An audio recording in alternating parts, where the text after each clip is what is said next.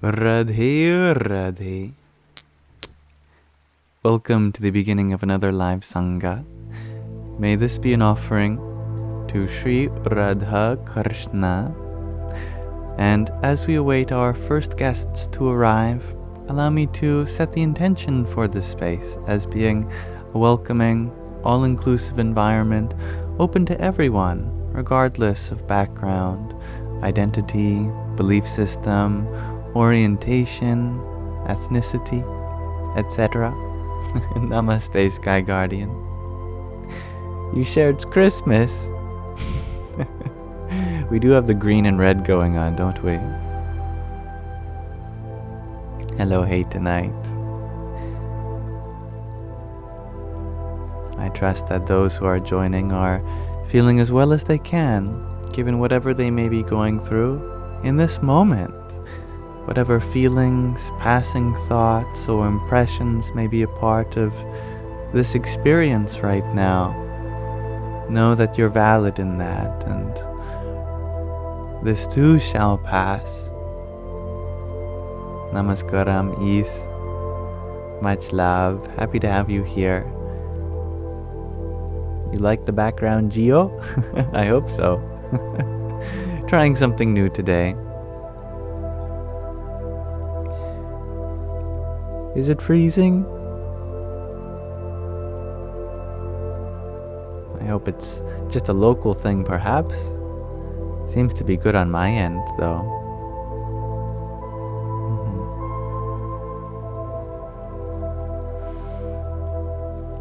Perhaps like last time, it will resolve itself momentarily.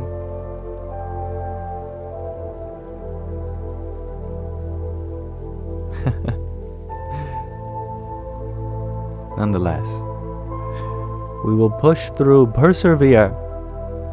And I have a question of the day for you all, if you are interested. Today, my question for you is very simple. I am wondering, what ideal do you envision for yourself? This could be something you're working towards right now, or even a goal that you've set as a target in the future. Let me know. What ideal do you envision for yourself? Feel free to interpret this question in any way which makes sense to you. And thank you, Little Wing Nico, for your heartbeat. Hari Om Tat Sat. Yes, you share that your ideal or goal target would be about 5 months of celibacy. Brahmacharya, the king of virtues, it is called. I believe you can do it, and your spiritual practice will be supercharged. Definitely. And I like your interpretation, Sergio. You are the best person you can be. Indeed. But we are best in the fact that we are growing now. So I guess my question would be, in what way are we growing? What are we growing towards? What vision allows us for us to be? Constantly improving ourselves in the now. Alice, your ideal for you is to feel content and help others with your job. That's very sweet. I love to hear that. Vanessa, you share living in a tiny house somewhere in the woods with 1 or 2 horses and your cats. That's your ideal. I like that. And hey, tonight, I trust that you will feel better soon. Being sick can definitely be a bummer, but it can also be a blessing, as it reminds us how precious our health is and how much we take for granted. And hello, Cornbread. And Alice, you want you a house in the woods too?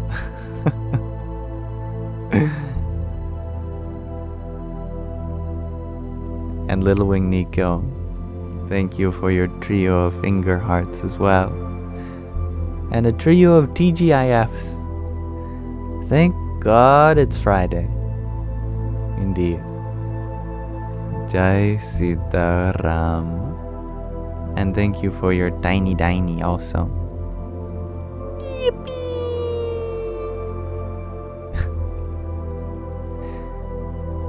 Jiwa Michelle, you share. Your ideal is to heal from your heartbreak and cure your anxiety. I think that is already underway.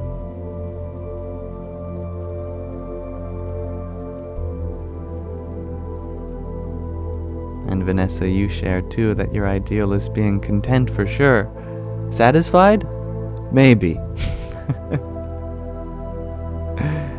Hello Anazik, you share that you are from Serbia and you like YouTube so much. Perhaps this is in reference to my YouTube, maybe? That would be cool. But who knows, maybe it's just a comment on how much you enjoy YouTube in general. In which case, I agree. I also enjoy that platform.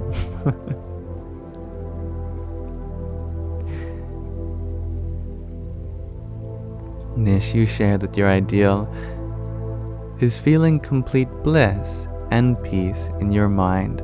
It's so hard to have these days for you. And when they do come, with all the challenge that you've gone through, it makes it so incredibly beautiful as it arrives.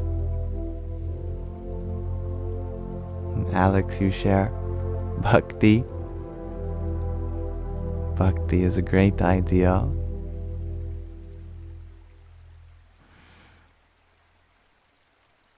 And thank you for asking a few minutes ago, Little Wing Nico. I know I'm reading the comments out of order, but I am doing well.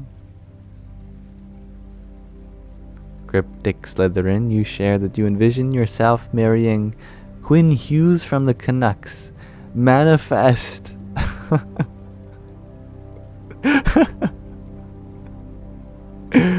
A very specific one. I am quite sure that precisely the love that is destined for you will arise. Sky Guardian, you ask, did you hear vegetarian diet?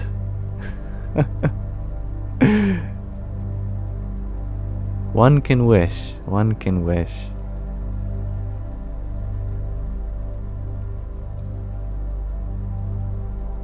Actually, no, yes.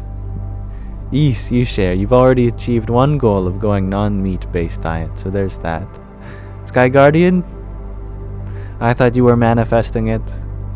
But yes, indeed, East deserves a shout out. That's very impressive and not easy to do. Definitely.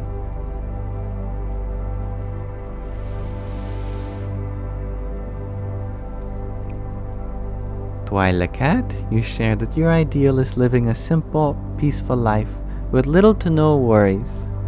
And I think that is achievable for you.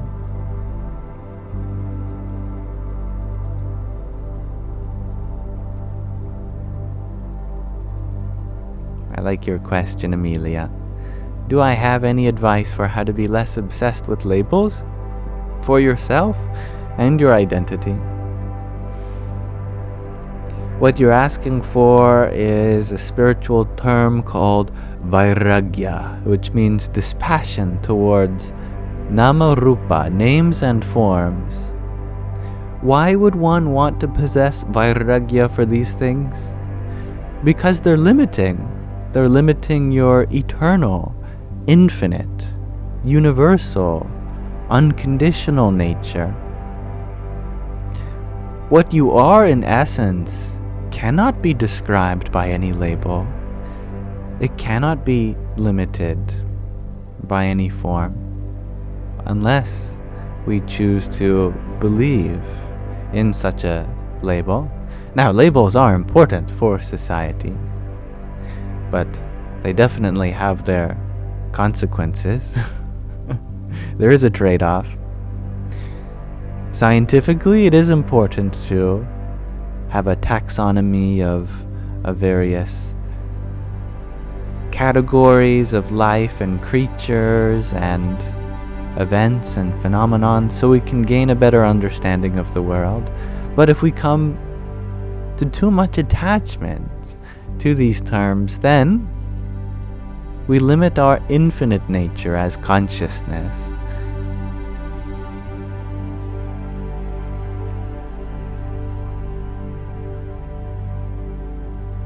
And we can talk more about that later, but I do want to conclude our question of the day section.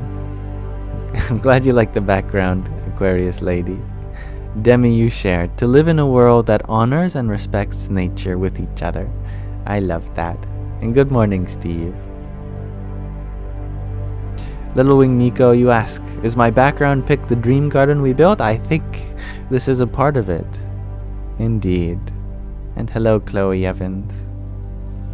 Now, thank you everyone for exploring this question of the day with me. I very much enjoyed it. I think we got some good insights on what we ideal for ourselves, and a common theme seems to be peace, contentment, safety, a kind of comfort, a rest for the soul beyond all the conflict that we experience. And I think all of those ideas are very understandable. And thank you, Usha, for that heart me a few minutes ago. And yes, Michaela, I am just about to read something. I do want to extend my gratitude back to those who sent a gift first, like B525 for your rose, and Steffi, thank you for your heart me a few minutes ago also, and Lori, thank you for your quintet of roses, and a tiny Diny. Yippee! And Little Wing Nico, thank you for your 3 cloud breads and a bubble tea, a whole meal just for me. I'll share with you, don't worry. Hari Om Tat Sat. You like my Buddha shirt? Yes, it says let that shit go underneath. Sorry if there are children watching or listening.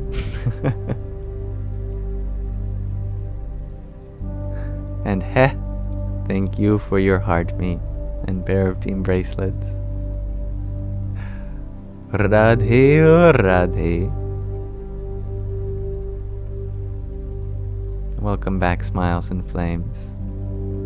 And Aquarius lady, thank you for your tiny Diny. Yahoo! Thank you, Alex, for your rose. And Saint Pashal, thank you for your rose also. Vashti, thank you for your heart me. And Little Wing Nico, thank you for another trio of cloud breads. Hello, Feline. And thank you, Steffi, for the little crown. Hari Om Tat Sat.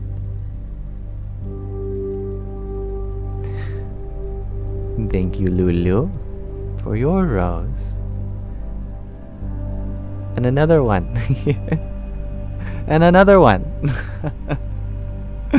Thank you, my dear. And Isabella, thank you for your finger heart. Now, as I said, I will be reading. Today we are going to be reading from another section of this book, In Love at Ease. I have to crouch a little bit, maybe. Or let me just move it.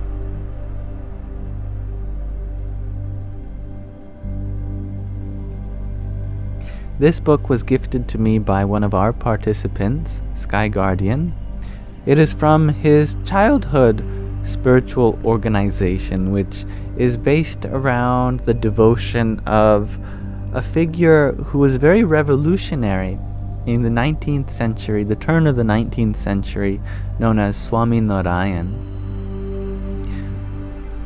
Pramukh Swami Maharaj, whom this book is about, is one of the successors to that organization.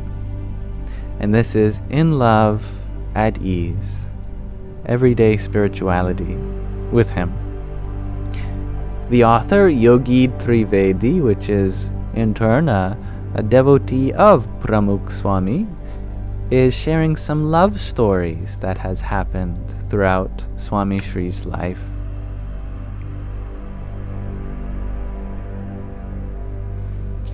Swami Sri's love was mindful, detailed, and attentive.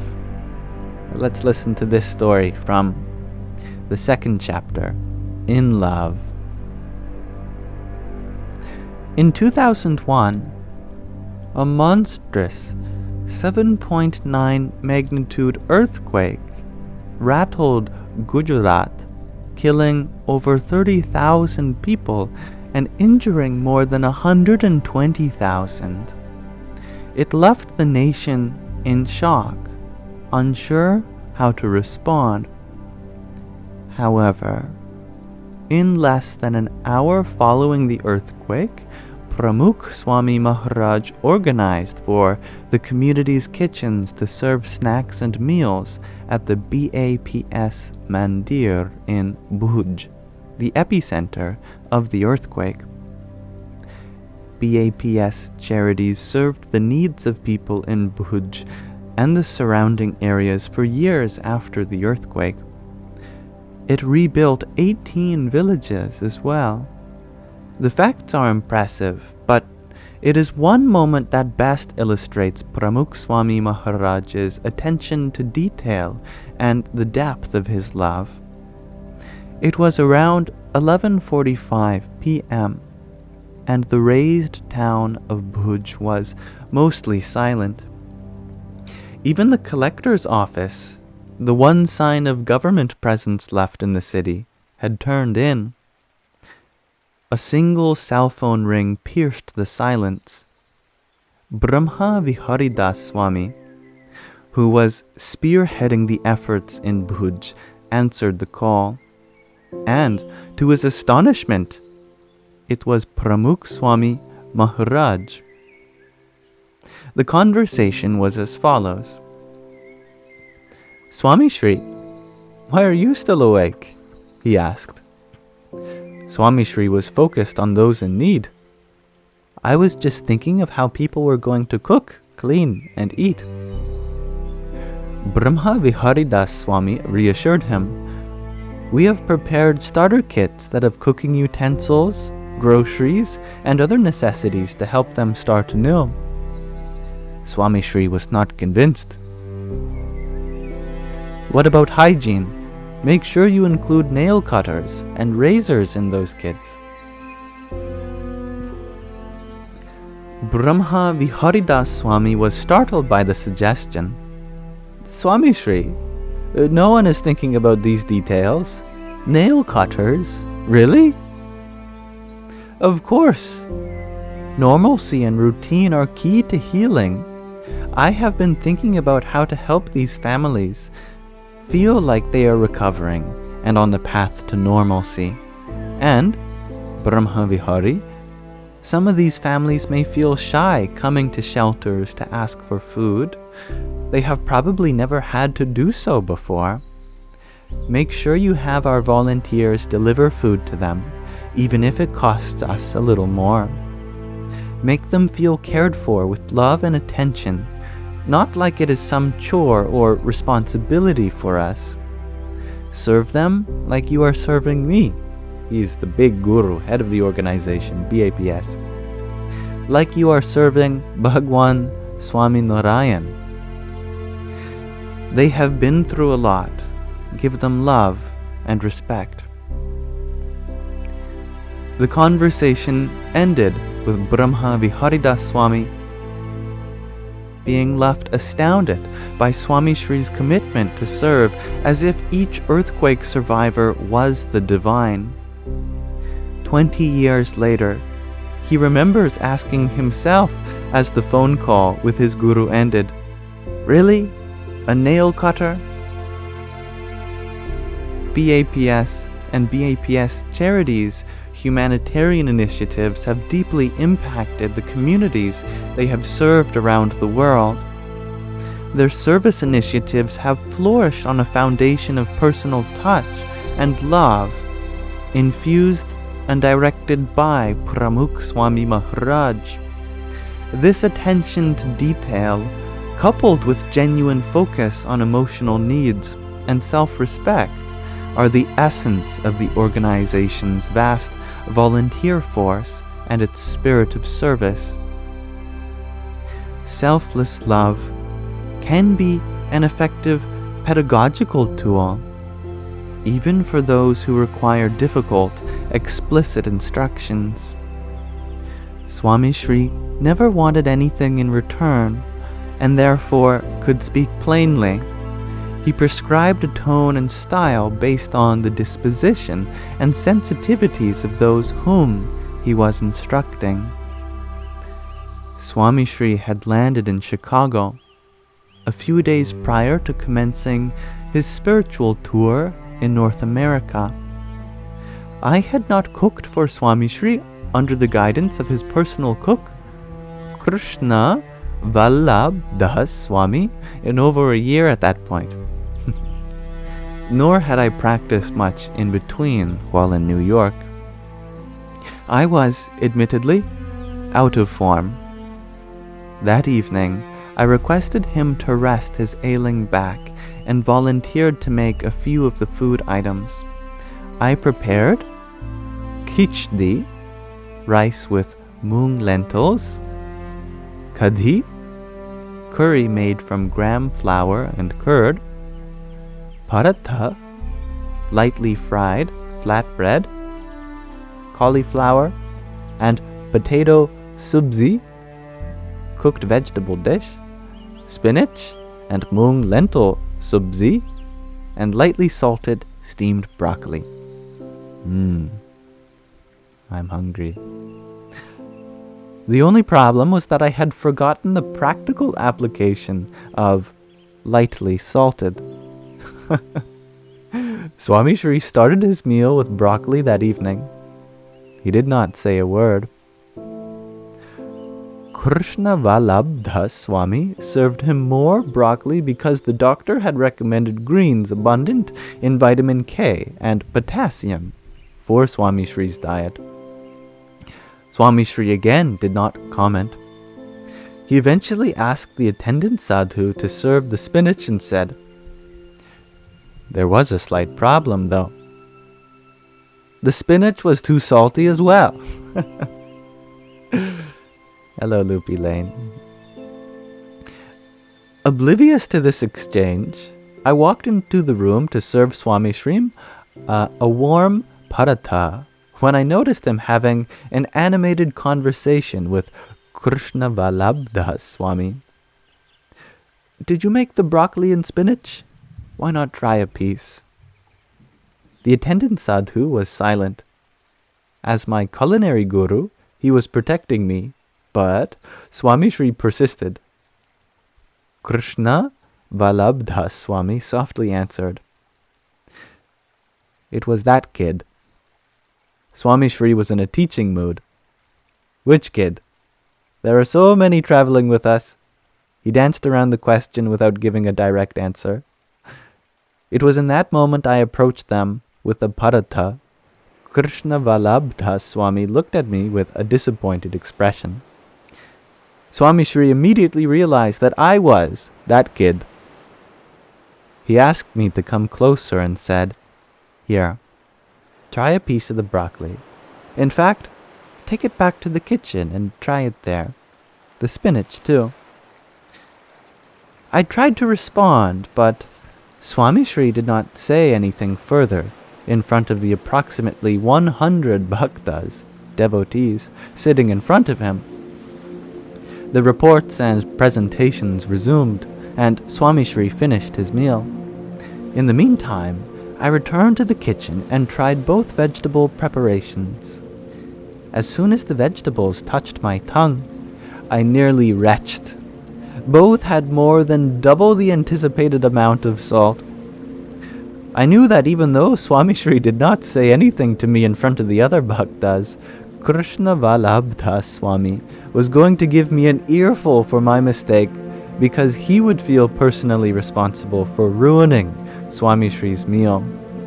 I felt guilty and was shaking with embarrassment. What had I just done?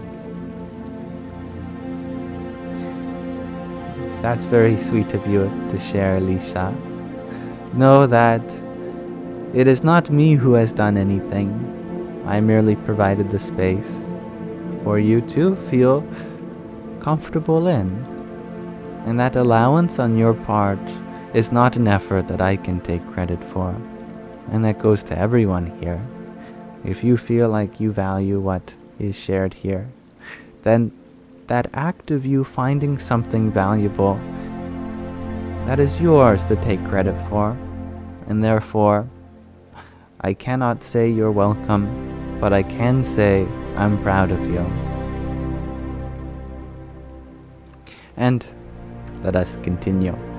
Only a few paragraphs left until we open unto our regular format.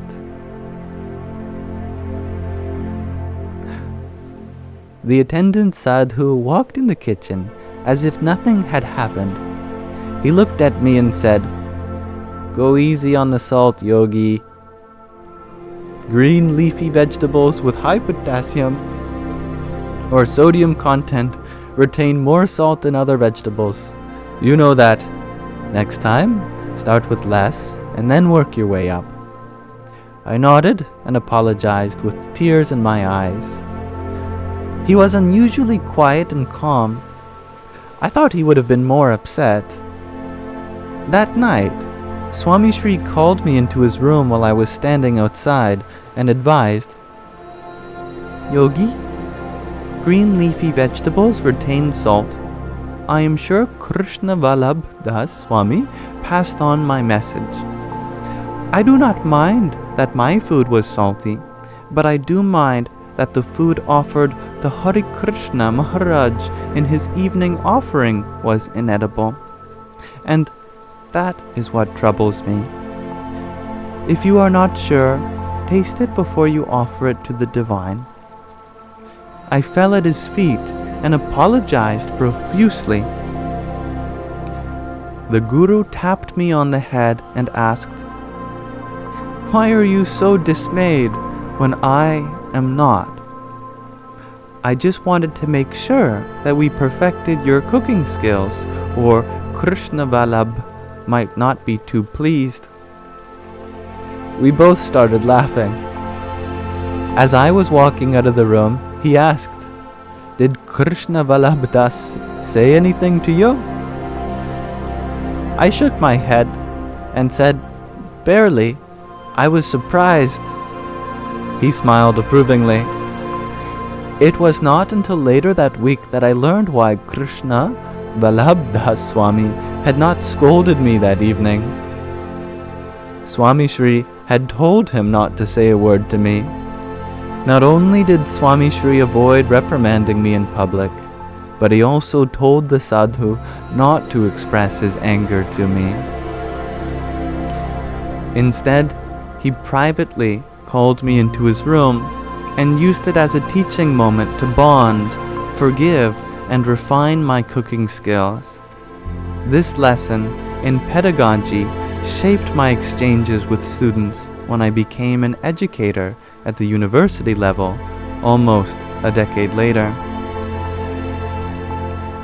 I'm happy you like the change G to infinity. Just a bit of an experiment. Final 2 paragraphs. Swami Sri taught profound life lessons through simple gestures and silence. He was able to effectively teach because he always added an ounce of love. Swami Sri was at the old Nayasden Mandir in 1991, which sits across from where the new architectural marvel is now. Jaideep Swadhyaya was sitting in the front row where Swami Sri was having his routine afternoon walk. Children and teens were performing bhakti, loving devotion, poetry, and song. And hundreds of bhaktas, devotees, had gathered for darshan, the witnessing. Simple and all too trusting, Jaideep is a professional musician and one of the premier voices in the devotional music industry in Mumbai. Jaideep is an equally giving and generous person as well. Swami Sri knew others had taken advantage of Jaideep's kindness and generosity. The sadhus had informed Swami Sri about another such incident. You share that the music is a little loud. Jensing, how is it now? Now that the music has come to pass, I hope it is better. But you let me know if the next song is too loud and I can turn it down for you. Swami Sri walked up to Jaideep and stopped in front of him. He showed the young musician how to move ahead in life, literally. With his own 2 feet, Swami Sri took one step forward, looked around, and advised, "With each step you take forward, look around, make sure that you are not at risk. Then take the next one. Do not be afraid to walk back if you see a hazard. Ask me. I am always here for you." Swami Sri took another step forward. He repeated this action a few times before retiring to his room. Today, Jaideep is a successful vocalist in Mumbai's music industry. Every time he takes a step forward, he recalls Swami Sri's orange, soft felt slippers move forward and backwards in front of him, a gesture of caution to be remembered forever. And with that, we'll pause our reading of Swami Sri's love stories. A nice story about the disaster relief, the too salty broccoli and spinach, and taking one step forward at a time. Very lovely. Later on we'll read some more stories, but for now we'll continue to our regular format. That is a general discussion on all things philosophical, spiritual, or just general life advice. How may I help you? I guess is my question for you. How may I be of service to you? Of you? To you.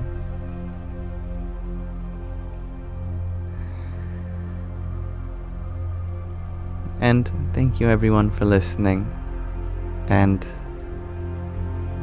I know that the readings aren't everyone's favorite session, and so I also thank you for your patience as we listen to this book. I know that I enjoy the readings and every part. And thank you, Alex, for that rose you sent whilst we started beginning. That's redundant. Started reading. And Benjamin, thank you for your heart, me. And Claudia, thank you for your hand heart. Jai Sita Ram. And Little Wing Nico, thank you for another trio of cloud breads. Radhe Radhe. And Ozal, thank you for your rose.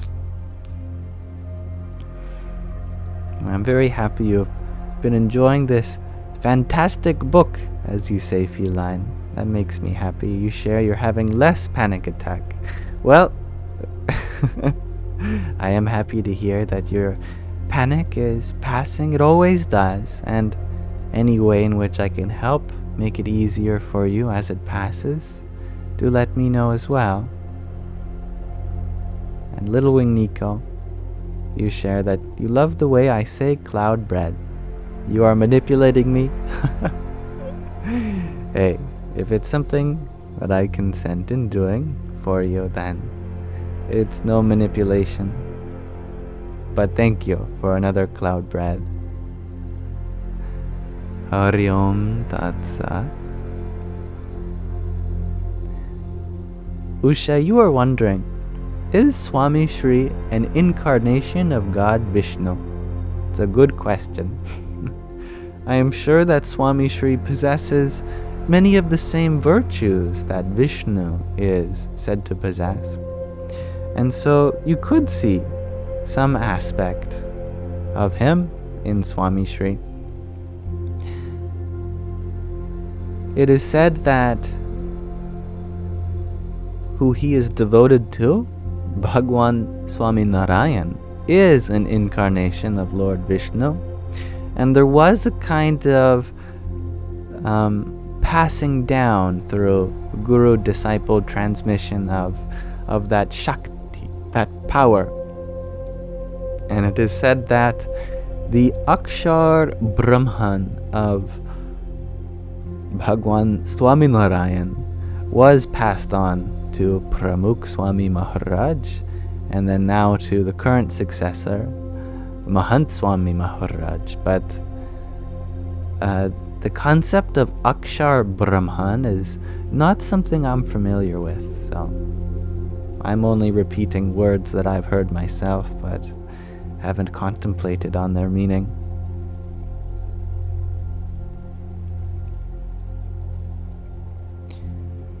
And thank you, Mihina, for your dozen roses. Hari Om Tat Sat. And Jen Singh, thank you for your finger heart and a tiny diny. Yippee! Hello, Carla Jane. Hello, Dob Darker. And thank you for your heart meat. And hello, Alan. You have missed my positivity this week. Well, it is always here, whenever you want it. You might have to transcend time if I'm not live. But I do hope that even when the video feed cuts out, and the audio feed as well, the feed of positivity remains.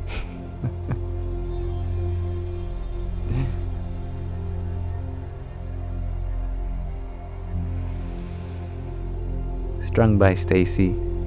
You're asking if I can explain the Swami's name again today. Yes. He has his full name, his full title is His Holiness Pramukh Swami Maharaj, which are all terms of endearment. His Holiness, of course, you understand. Pramukh means the first. First relative to first and foremost, kind of. It has a kind of importance. And Swami is a monastic title. It means that he is a renunciant. That is to say, he is renounced longing for worldly ambitions or success. He is still very much involved with the world, but his goal is spiritual in life. And Maharaj is also a common term of endearment. It literally means great king. Maha means great. Raj means king. Great king. Spiritual kind of royalty. Sky Guardian. Oh, that's right. You had mentioned at first that Pramukh meant first, but we later reconciled it means something more like chief or leader. Thank you. Hello, Stephen. I am well indeed. You share that you are a lot better, as things are a lot better there. And you think you turned a corner. I believe that. I felt a great transition was coming. I think I mentioned that last time, and judging from what you share, I believe that this transition will be one of great peace for you.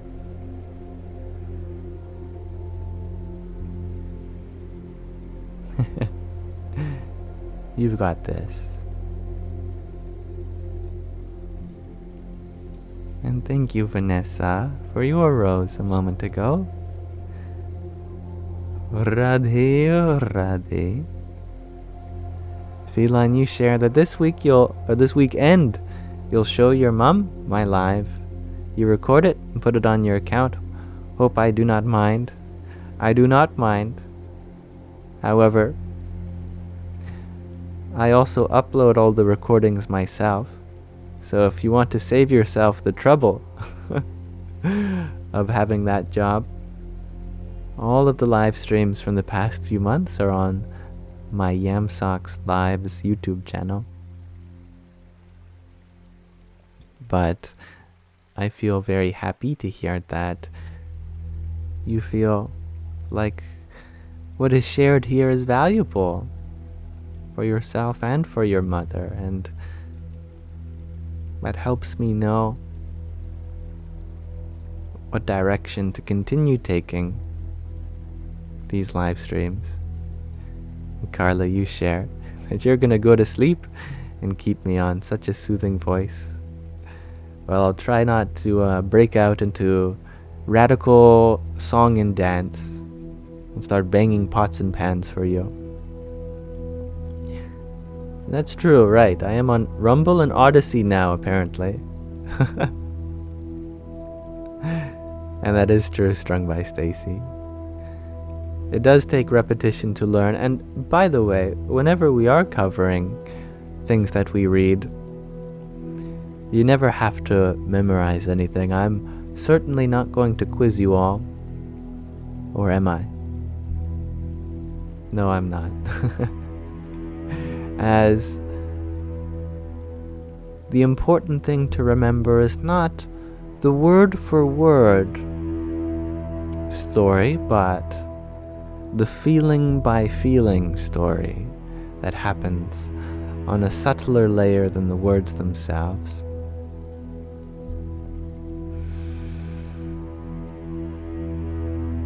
And Loopy Lane, thank you for your paper crane. Hari Om Tat Sat. And Jayanismos, thank you for your little crown. Om Namo Bhagavate Vasudevaya. Mahina, you share that you found out the Buddha's birthday was celebrated on the first full moon in May yesterday. 5/23, your birthday. How lovely is that? Is it the Buddha's birthday or his Enlightenment Day? I thought that under the full moon he achieved Nirvana beneath the Bodhi tree. It's the same, both celebrated on the same day. I guess that is a good day to celebrate his birthday.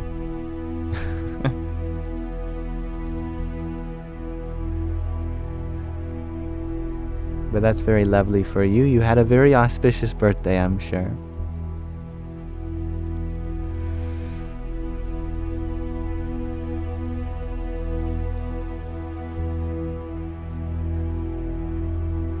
And Feline, thank you for your quartet of roses. Hari Om Tat Sat. And thank you, Vanessa, for your quintet of roses. Jai Sita Ram. And Stephen, thank you for your finger heart and pair of roses.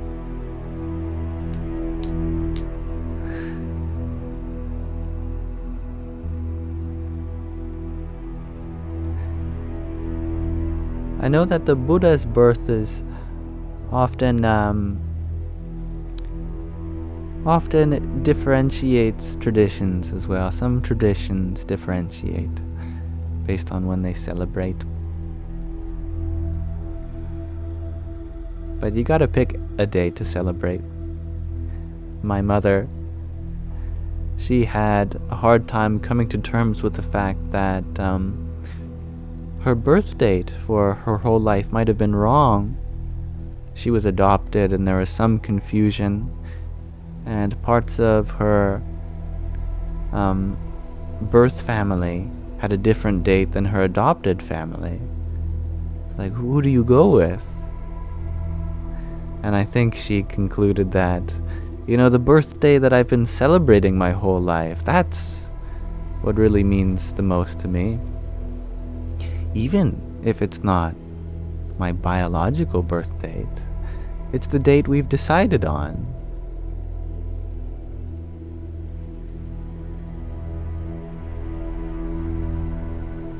And thank you, Alan, for your tiny too. Yippee! Little Wing Nico, you ask if I know what my Chinese horoscope is. What year was I born? I forget, but the year was 2001.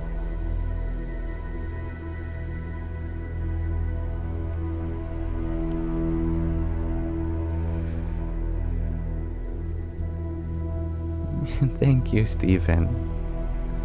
And in any way we can connect as mutual participants on this shared journey of life, it would be my honor, and that goes for everyone here. Strung by Stacy, you share that you were in a year of the monkey. That makes sense. Explains a lot, actually.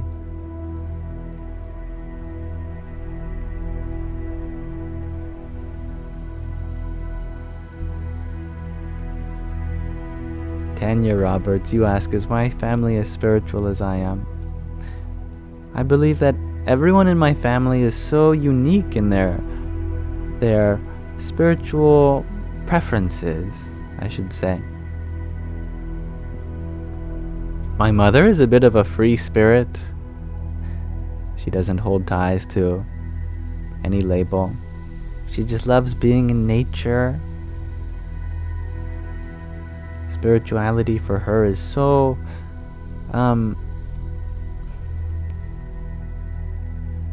personal, I guess, that she doesn't associate with any tradition.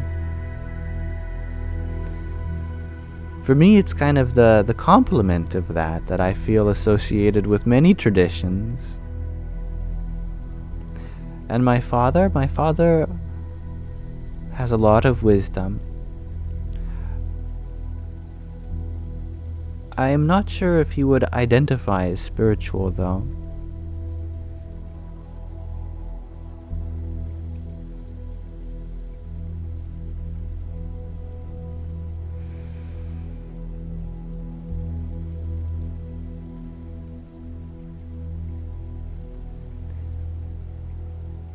Feline, you ask if I've ever been to India.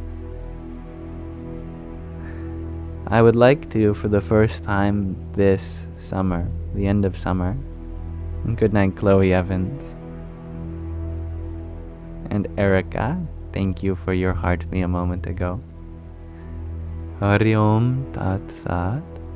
And how do I pronounce your lovely name? Uchiha Michael.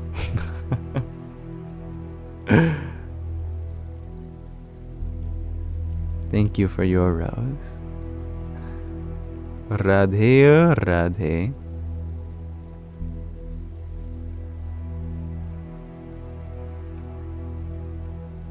Yes, Sky Guardian. I will keep my phone on me for Monday's super interview. That'll be very exciting.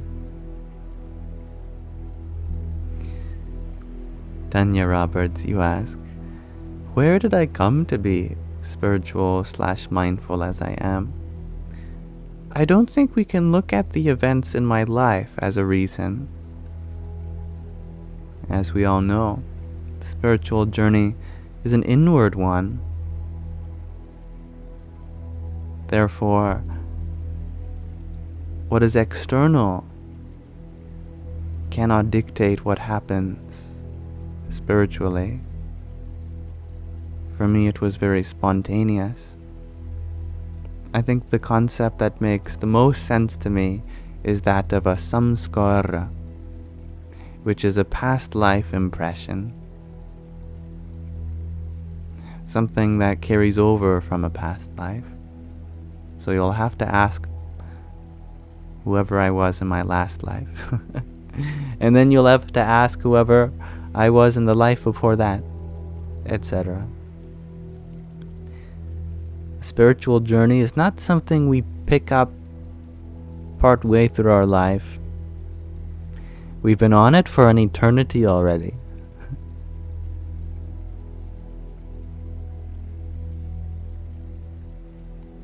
And hello, Volodymyr.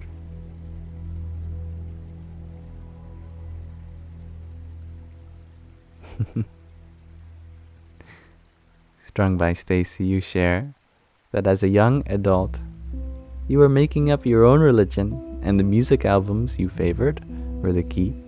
That's very interesting. I think religion is a very deeply personal practice.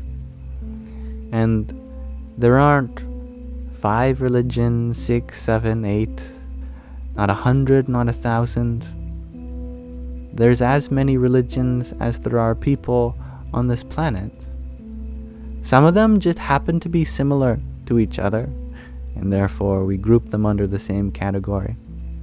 They organize with each other. Hey, let me shake your hand, and I'll say, I believe the same thing you believe. But the truth is that they don't. No one does. All our beliefs are shaped to our unique experiences. We all have our own personal religion. And you like piano instrumentals? G to infinity? Oh, good. This song goes out to you then. Mahina, you shared that you think of religion as a mountain with many trails that lead to the top. I love that. And even if you and I are on the same trail, we don't follow each other's footsteps exactly. Each step we take has a unique bed of soil under it as our foundation.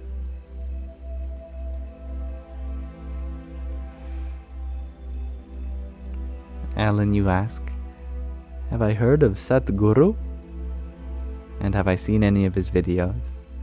I think I've seen too many Sadhguru videos. Actually, when I was younger, I used to just binge watch Sadhguru. And I love him very much, actually. He isn't a traditional guru in the sense of having a lot of knowledge of scripture, because like Ramana Maharshi, for example, his awakening experience happened very early on in his life. And so he is distinguished as a mystic, meaning that he has spiritual knowledge by direct experience, but he lacks the scriptural knowledge. But he is no doubt a very great yogi and has exemplified many qualities that are inspiring to me. I think the biggest one for me is his humor. He is very funny, and I love to hear him giggle. I think his giggles are such a sweet melody. Every time he giggles, I feel like my karma is dissolving. Hello, small fries and a shake. Look at tonight's background. It is lovely, isn't it? I'm a little biased though, I chose it. Little Wing Nico, you share my horoscope is a snake. I don't know how to hiss like a snake.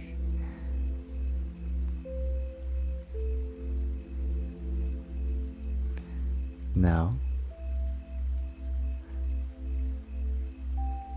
some beautiful being, you ask, how do I find the courage to follow my own path, despite loved ones calling you to their path?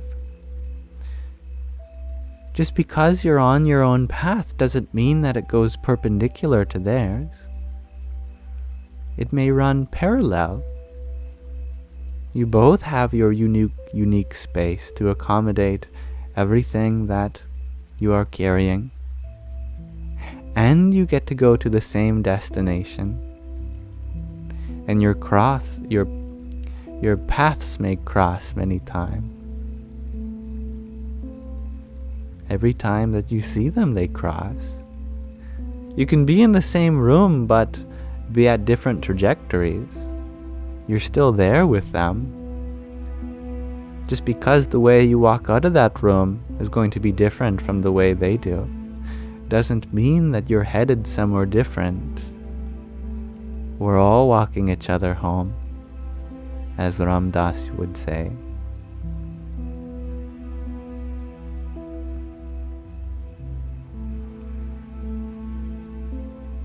Perhaps they are taking the scenic route, and you prefer a more direct one. Whatever the case may be, we are all ultimately returning to the very same place.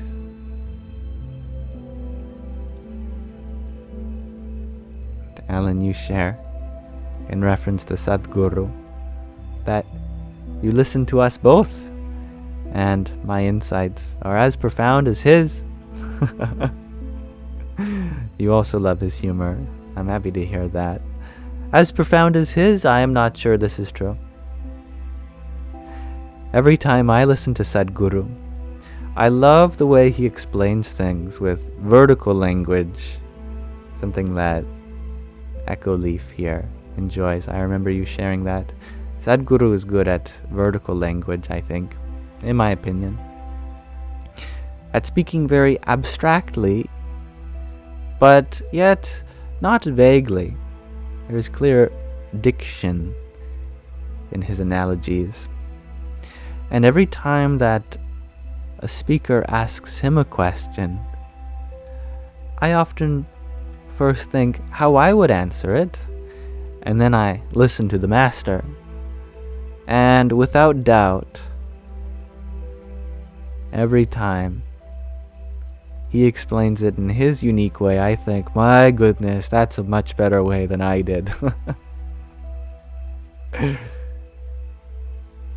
He definitely has an art that I look up to.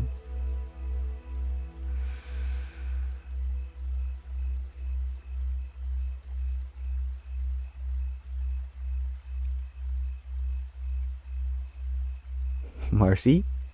Hello. Hello, Ro. You say, oi, lindo. I guess I say, oi, linda. You love how he loves animals. He has a lot of love. Indeed.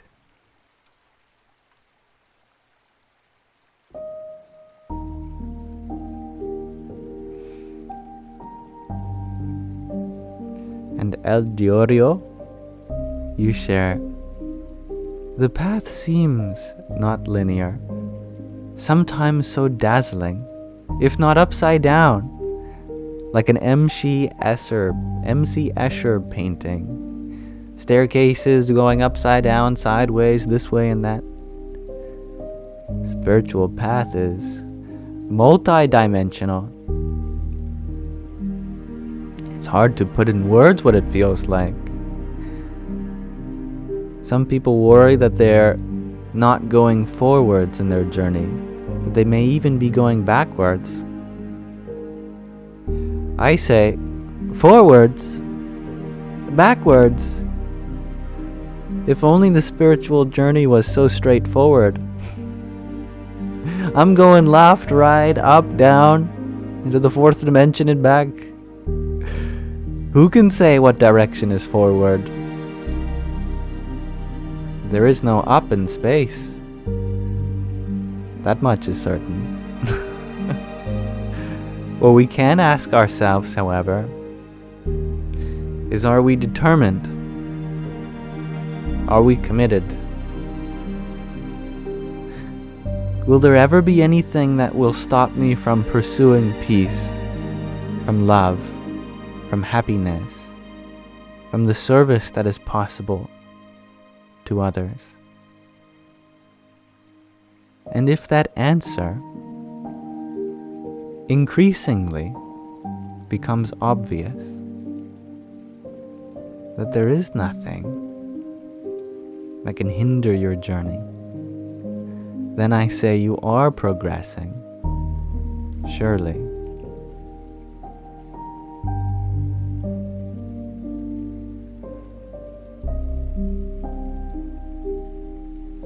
And little wing Nico, you love Asher and Dolly. I'm happy to hear that.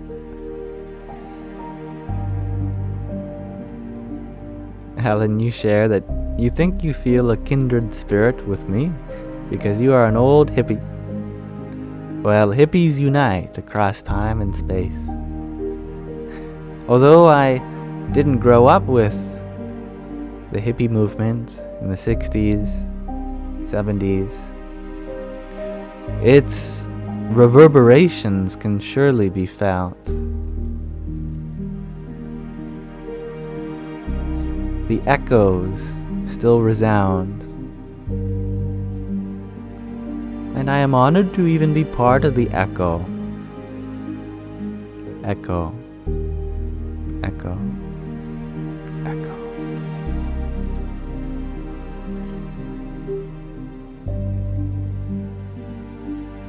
And thank you, Jessica, for your tiny.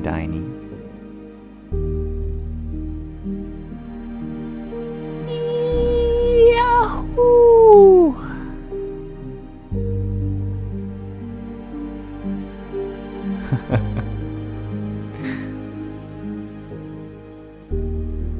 Ah, yes. Potato. You ask, how do you deal with the lonely pursuit of mathematics?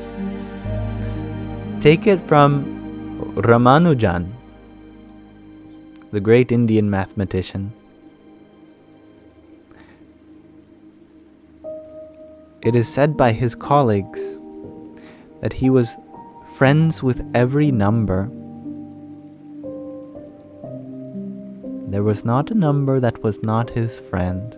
He could tell you a fun fact about any number, big or small. Although I forget the exact number, when he was in the hospital on his deathbed, a colleague of his, it's a famous story, rode in a taxi cab to go see him, check how he was doing, and he happened to mention the taxi cab number and said, I thought about it for you and I don't think that number has any cool properties. And Ramanujan, in his typical trademark form, said, it is not an unremarkable number at all. That number happens to be the first number, whole integer, that is expressible as the sum of two cubes in two different ways. It was something like 1,725 or something. Maybe you can correct me. In that order of magnitude, only Ramanujan would have that kind of relationship with numbers. Ah, yes, Potato, you ask, is it possible that Ramanujan had synesthesia in numbers? Absolutely. Absolutely. To a mathematician, what is synesthesia, if not a kind of morphism?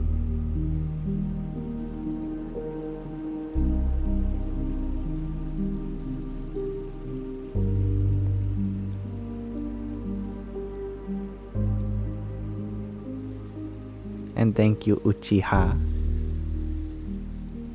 for your 18 roses. Hari Om Tat Sat. Jade, you share. That is a cool concept. Synesthesia. Isn't it? And it's more familiar than I think most people are led to believe. In fact, this entire life so far, you've been engaging in synesthesia. You've had to, in order to understand what I'm saying. What I'm saying is just random sounds, effectively. There is no objective reason why any of the sounds that I'm uttering have to do with anything. I could just sit here making sounds, and to an alien, they wouldn't know the difference. But yet, when I say the word tree, it's just an arbitrary sound, tree. Yet, a very distinct image or concept appears in your mind. What does that image or concept have to do with the sound, tree? Well, nothing besides the history of us relating the two. Therefore, that is a kind of synesthesia between concept and sound. Concepts themselves are not sound, nor are sounds by themselves objective concepts. So we all engage in synesthesia in order to communicate, to associate sound with form. Some people experience that in other ways, associating sounds with feelings, or feelings with color, or color with numbers. There really is no limitation to the kinds of associations we can draw. And that's because the power of association, Sangha is the Sanskrit term, is the primordial power of consciousness to draw connections between things.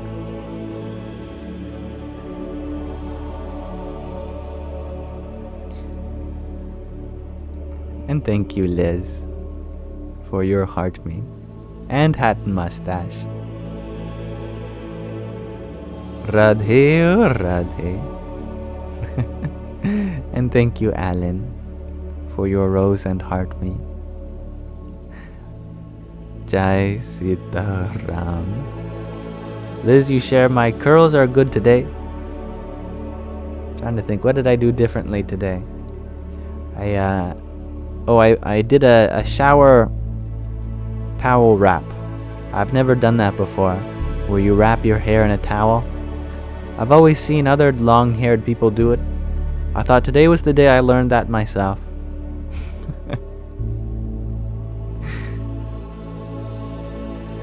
And Alan, thank you for your rose and heart me.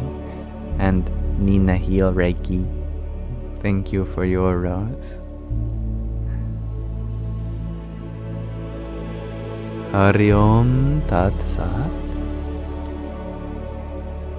Let us read from another section of the Vachanamrut. This is a book containing about 300 spiritual discourses. They're relatively short.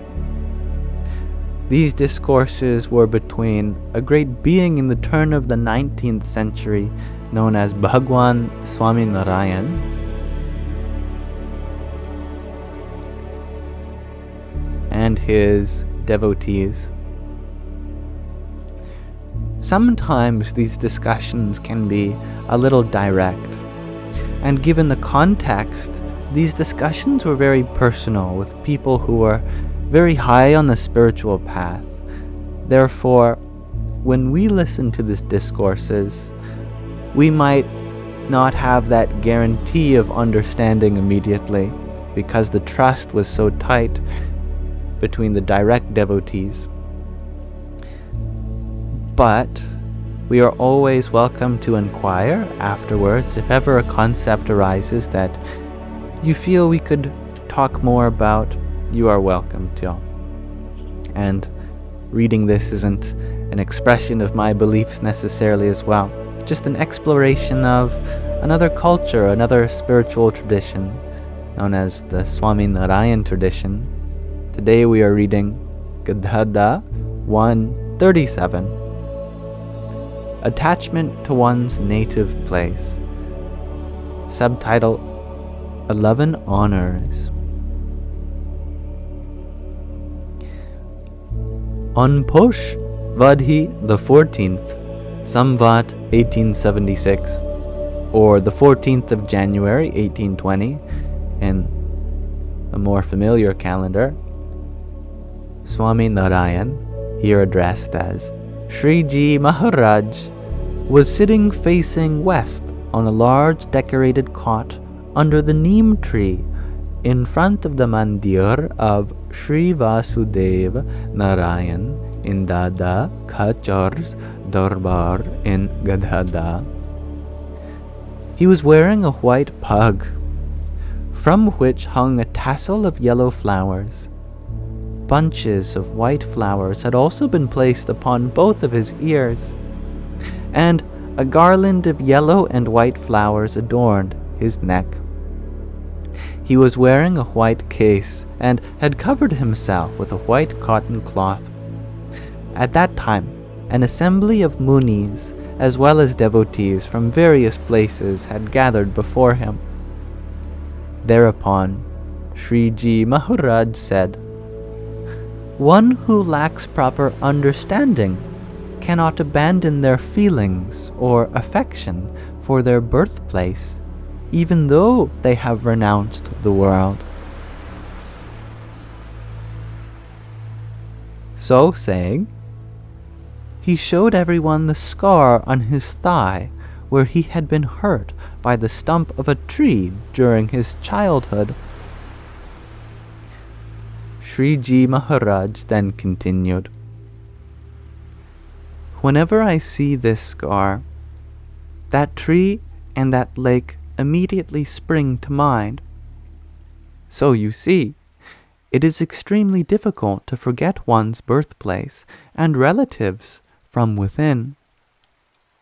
Now, I would like those amongst you who do not remember their birthplace and bodily relations to confess. For those who do not speak up out of shame, confess in the holy name of Sri Narayan." All the munis subsequently revealed their own situation.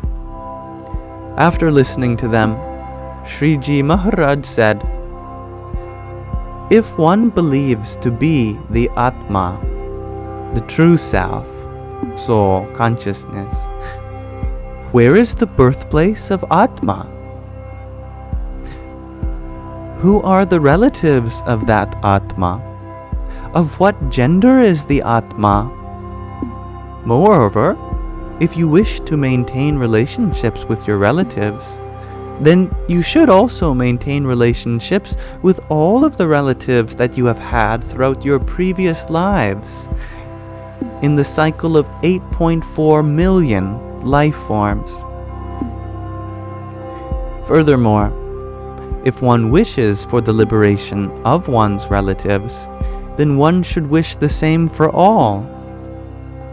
However, just as upon beginning this human life, the parents of the previous 8.4 million life forms have all been forgotten due to ignorance. Similarly, the parents of this human body should be forgotten through knowledge. As for me, I have no affection towards any of my relatives. Moreover, a person may be serving me, but if there is no bhakti, devotion for God, in their heart, I cannot develop a liking for them, even if I try, even if they are as virtuous as Naraji, a great character in Hindu mythology. If they lack bhakti for God, I do not like them. On the other hand, there is a person who has bhakti for God in their heart. They understand that the manner in which the incarnate form of God resides on this earth, and the manner in which the devotees of God remain in the vicinity of God, is exactly how they remain when the Atyantik Pralay occurs, dissolution. They also understand that God and His devotees eternally possess a form, but never do they understand them to be formless, regardless of any Vedanta scriptures they may hear. Furthermore, they realize that there is no other all-doer in this world besides that source energy, God. And they also realize that without God, even a dry leaf cannot be stirred. A person with such firm conviction that God has a form, even if they are an ordinary person, are still dear to me. 1. Kal. 2. Karma. 3. Hold on a second.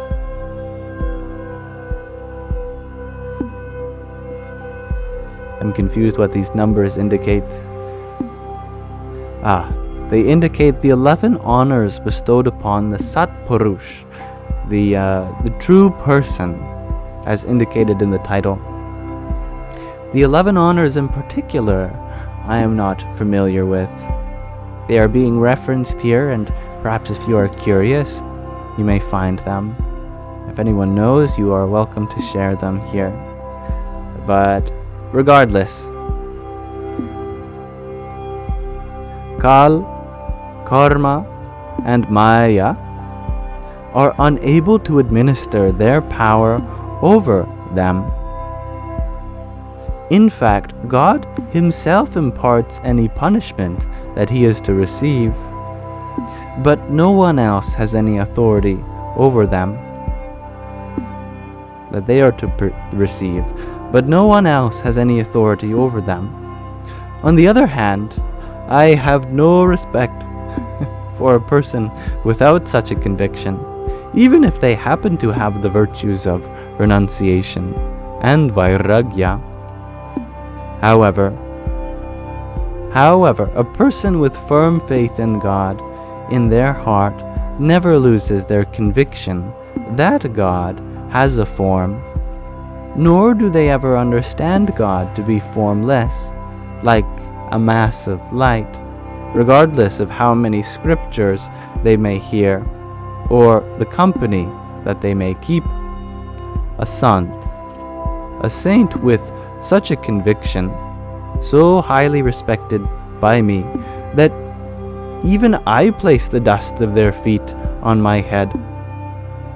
In my mind, I am afraid of harming them, and I also long to have their darshan.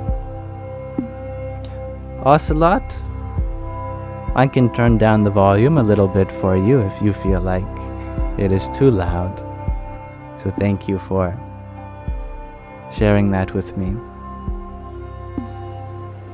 A person without such a conviction attempts to attain liberation using the strength of their own spiritual endeavors, but they do not strive for it by relying on the grace of God. Such a senseless person is as foolish as someone wishing to cross the ocean without the aid of a ship by their own efforts. Conversely, one who wishes for liberation through the grace of God is wise, like one who wishes to cross the ocean with the help of a ship.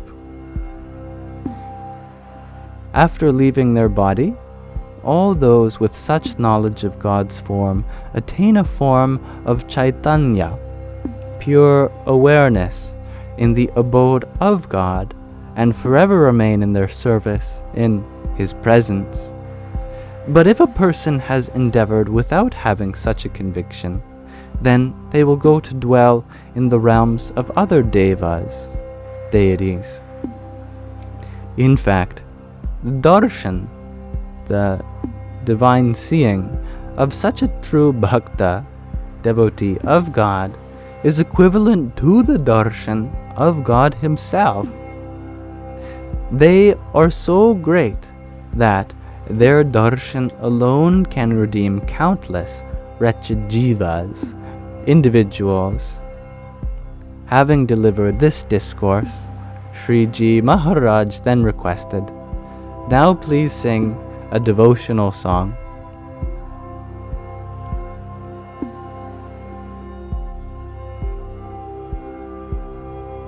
Thus we conclude reading from Gadhadha 1:37 on attachment to one's native place and the 11 honors. I am sorry that I am unaware of the 11 honors which were indirectly referenced. I briefly read over the numbers and skipped many since I have no reference sheet myself. And that goes to show why it is important when we are reading scripture to go to a qualified guru who has read that scripture and is familiar with it themselves. I cannot claim to have any qualifications myself, as this is my first time reading it, but if anything that I share piques your interest, you're welcome to go searching for those whom do know more. Without further ado, we may return to our regular format, but I thank you all for listening with me.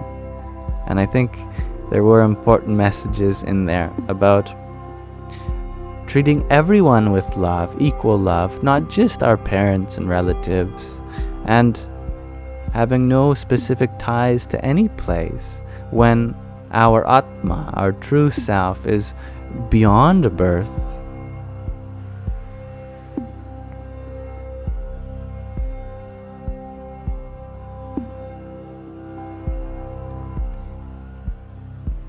And Uchiha, thank you for your applause a few minutes ago. Hari Om Tat Sat. Hello Annie MJ. And thank you for your heart me and pair of team bracelets. Jai Sitaram. And Nina Heel, thank you for your rose. Radhe Radhe.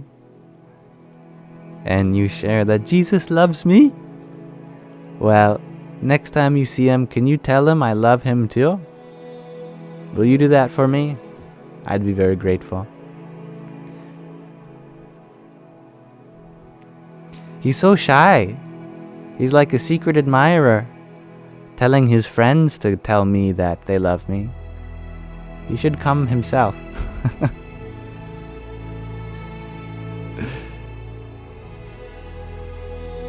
Nina Heel, thank you for your rose, and thank you, Corinthia. Sometimes it is a bit of a challenge to read stylized names, but I thank you for your pair of fires and a quintet of cloudbreads. Hari Om Tat Sat. This is very soothing, shares Annie. I'm happy to hear that. Colton, you asked me to tell you something I learned today.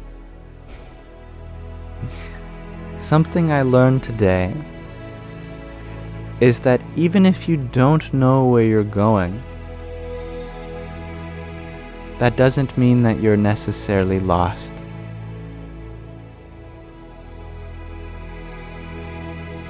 You can have no clear direction, and you may come to the same place. You may go in circles, but every step that you take, it still means something.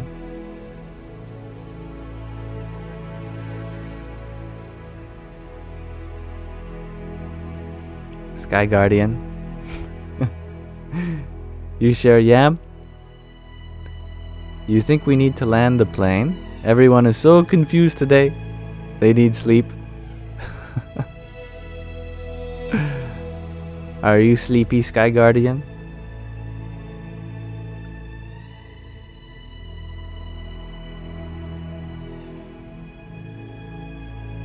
No, you're not sleepy?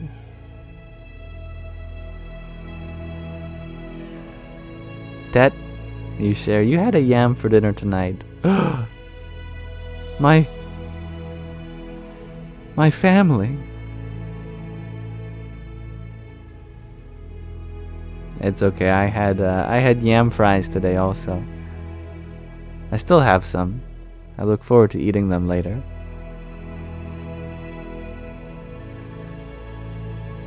You're kidding, Sky Guardian. Because people were bugging out.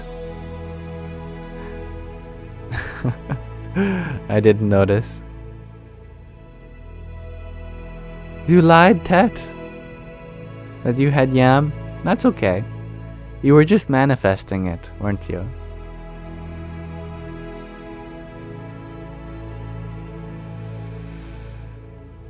And thank you, Annie MJ, for your 5 roses a moment ago too. Jai Sitaram. Talon, you share that you feel so lost though, Yam. You're tired of feeling this way. Faith is hard. The path is challenging. And the more you allow yourself to be challenged, the easier that faith becomes. It's one of those beautiful paradoxes that arise on the spiritual path. The more you allow it to be difficult, the more easy it becomes. The more you forgive yourself for being weak, the stronger you become.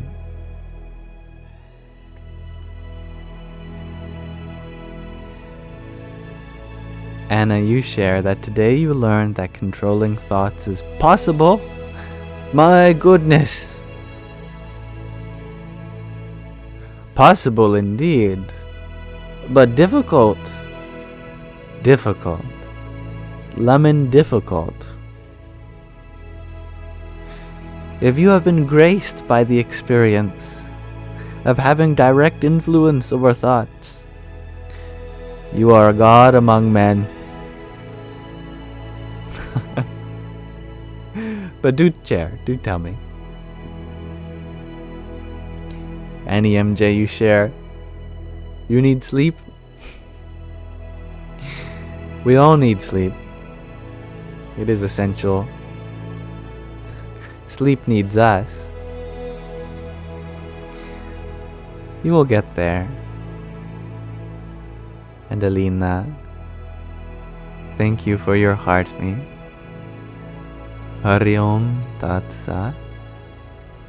And Sue, thank you for your pair of ice creams. Om Namo Bhagavate Vasudevaya. And thank you, Peter Schaefer, for your rose.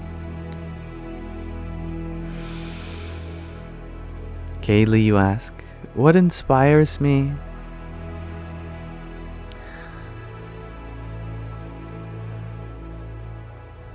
The potential that I see within everyone. That inspires me. Because I know there's so much beauty waiting to be seen, to be in the presence of a witness, and that is all I can be.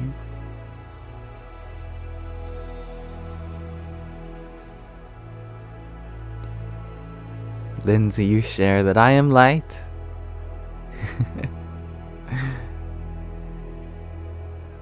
Well, I hope not too much light, or I'll collapse into a Kugelblitz. You know what that is? It's a black hole made from too much light. Anything that has energy can make a black hole. If you get a lot of light in one place, that's called a Kugelblitz. And Sue, you shared that you had some ice cream tonight. Well, thank you for sharing some with me.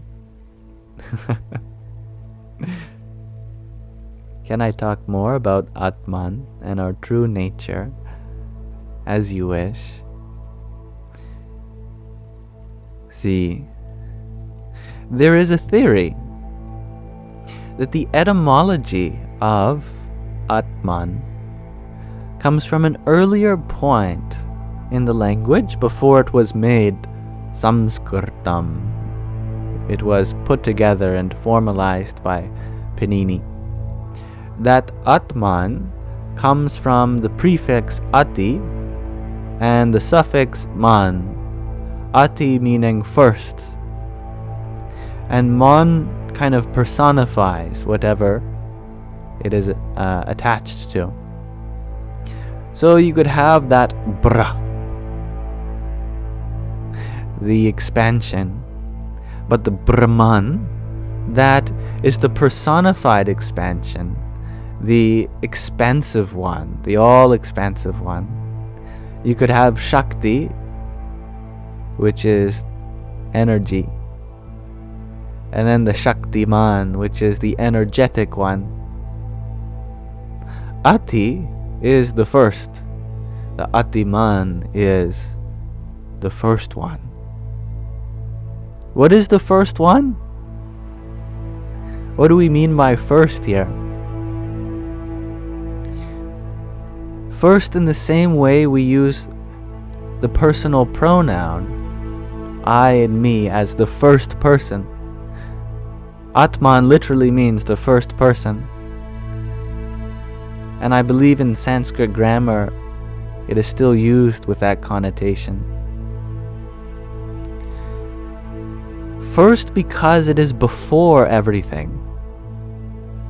Here is the world, but your consciousness, that which you are, is before it.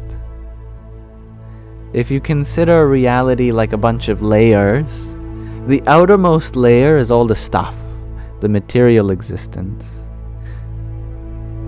One layer above that is your body. One layer above that, your senses, emotions, mind, thoughts, intellect, ego, and then Atman. It is the first before everything else. And as such, it is unaffected. It is from the top, looking down on the world. It is said that the Atman is infinitely far away from the universe. But yet it feels so close to us, doesn't it? It feels like we're right here in the universe. But actually, we're very, very, very far away. That witness is infinitely far away.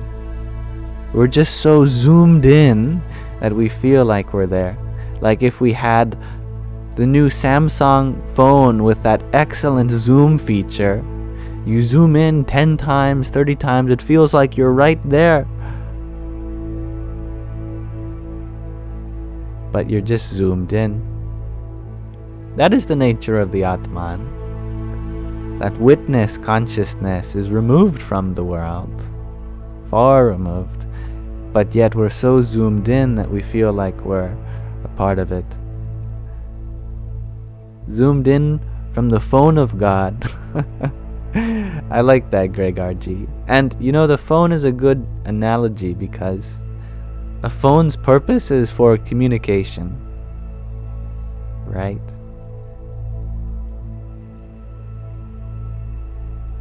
The intermediary between us and this material world is ripe for divine communication, communion, even. And thank you, Nina, for your rose a moment ago as well. Radhe, Radhe. Strung by Stacy, you share that you think you are on hold. Yes, patience. But if you were on hold for $1 billion check coming your way, you would wait a long time, wouldn't you? If it was just $5, how much time is $5 worth for you? How long would you wait on the phone? Probably not long, unless you really need $5. $100, you might wait an hour, 2 hours. You might even wait a whole day if you really need it, or longer. The higher the monetary value goes, the longer you'd probably wait. What if that value was infinite?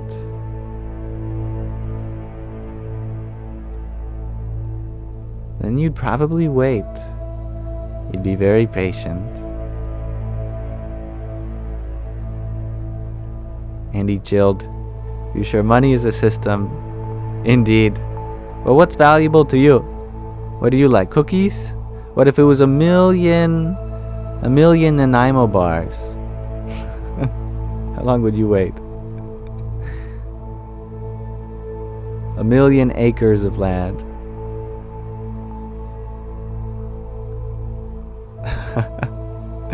Sky Guardian, you ask, if someone gave me $1 billion, what would I do with it?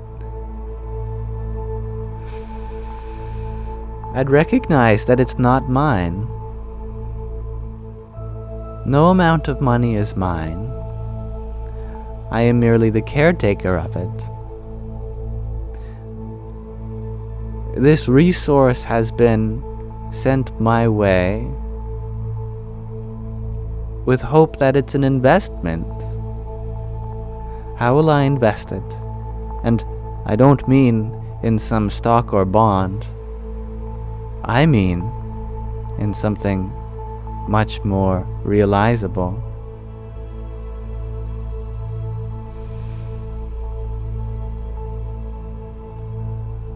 $1 billion can go a long way. And although it would be very tempting to hoard it myself, for what purpose, ultimately? I could buy myself a yacht, many of them, a Rolls Royce with diamond-studded wheels, a Rolex watch. I could meet with many world leaders and do a lot of lobbying. I could purchase many beautiful mansions in all of my favorite cities, a private jet. But would I really be happy? I'd be surrounded by pleasure and comfort, certainly. Luxury would be my default. But would I feel fulfilled? Probably not. I look at all the billionaires in the world today, and they just seem so unhappy. They have all these things to do with their money, and yet inwardly they seem no better off than the rest of us.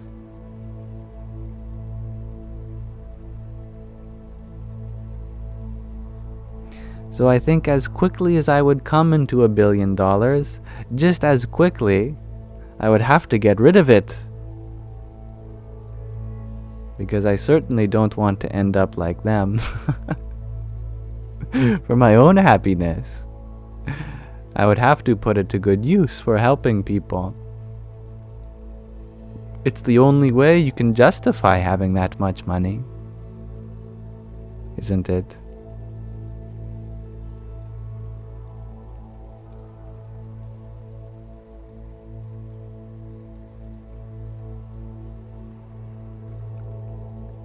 You're sure, with $1 billion I can buy enlightenment?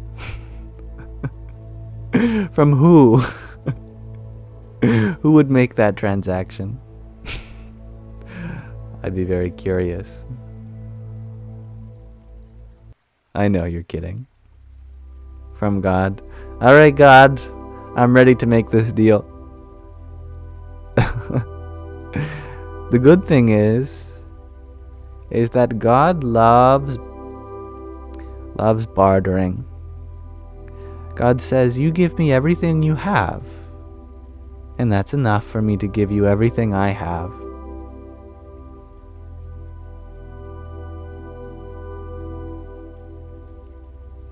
You say, but Lord, that's not fair to you. You have the whole universe. What do I have that you don't? God says, that's not the point. It's not comparing what I have to what you have. It's about what it means to you. And everything you have, that is your world. And your world means just as much to you as my world means to me. Therefore, it is a fair deal as far as I'm concerned.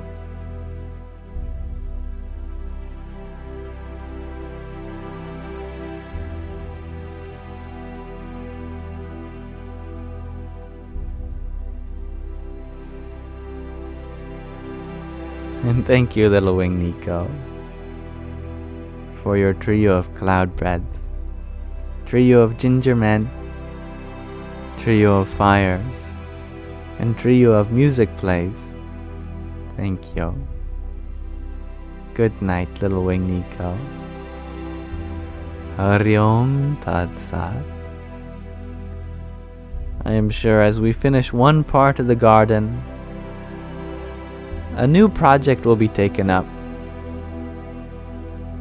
And thank you for your disco love and a friendship necklace. Jai Sitaram. Mihina, thank you for your rose. And Liz, thank you for your hat and mustache. Om Namo Bhagavate Vasudevaya. Sky Guardian, you ask, could one sell their soul to the devil for enlightenment? What a paradox that is. Perhaps that is not so much a funny idea as it is our living reality. That is the deal that all of us have made. What freedom means to us is not what freedom means for the soul. We have been misguided and believe that freedom means being away from discomfort. And so worldly success and worldly comforts will provide that for us. But you can solve all of the uncomfortable problems in the world, but there still will be discomfort from within. Therefore, true freedom lies not in escaping discomfort, but in accepting it and being free to experience whatever arises without resistance.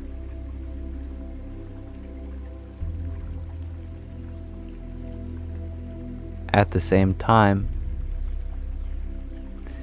perhaps we all have experienced enlightenment before,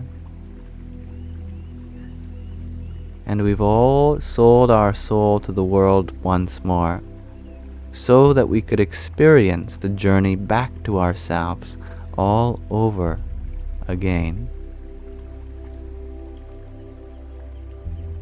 Now that's a deal that we could very well have already made.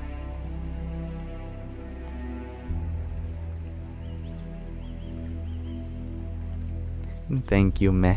It's Pidge, for your heart me. Jai Sitaram. Little Wing Nico, you share the greatest trick the devil ever pulled was convincing the world he didn't exist.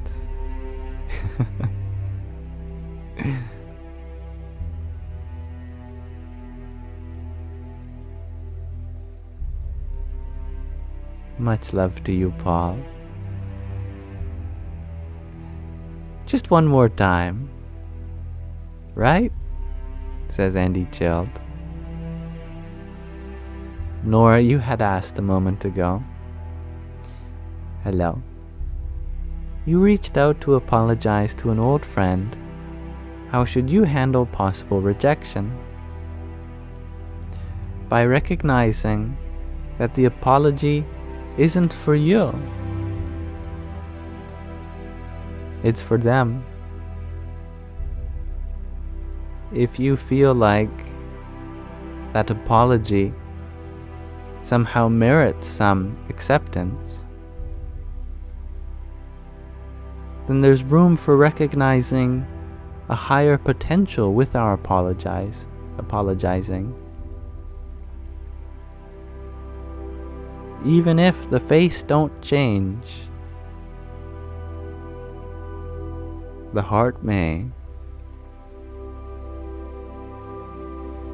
Your duty is to the action and not to the reward. If you don't get the answer you're looking for, that doesn't say anything about how you apologized. Apologizing alone is your reward because it frees you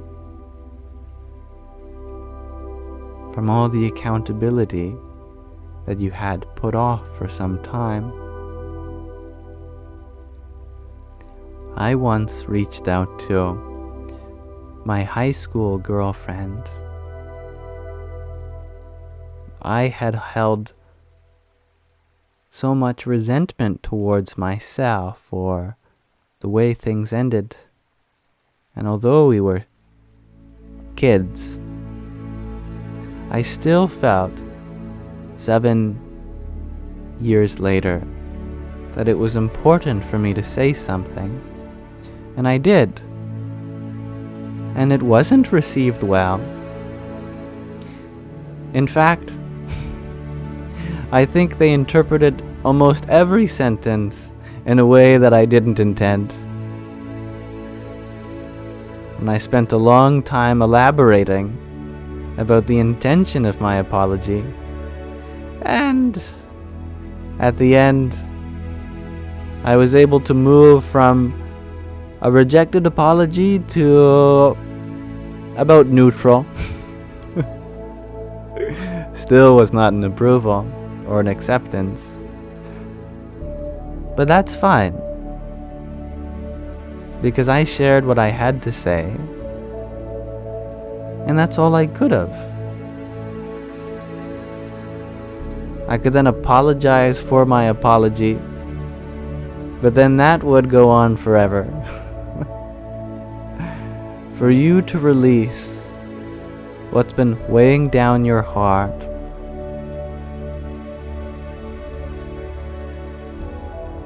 that's all you have to do.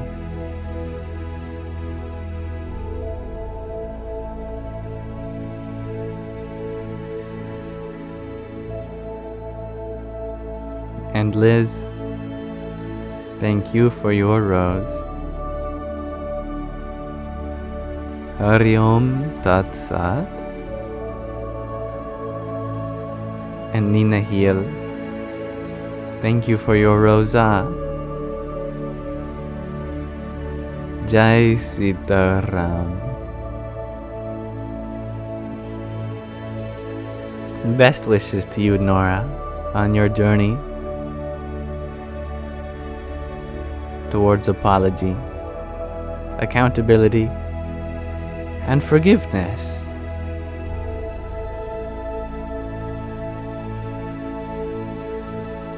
And that's a beautiful reminder, asking questions. People only hear what their experience and filters allow. Never hear what you're saying really. Especially not in the way we intend. Hello, Tracy. Kai Bean, you ask, am I Canadian? My consciousness is free of nationality. Everyone's is, as it expands much past your geographical boundaries. But this body indeed was born into Canada. I didn't have much choice over that matter.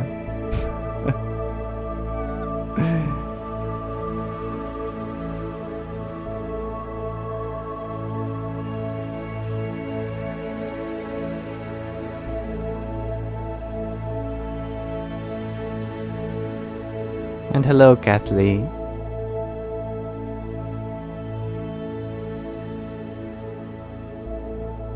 Greg RG, you ask, so, what could be inside those unexplored rooms of the pyramids? Nothing that would truly fulfill us. Probably something anticlimactic.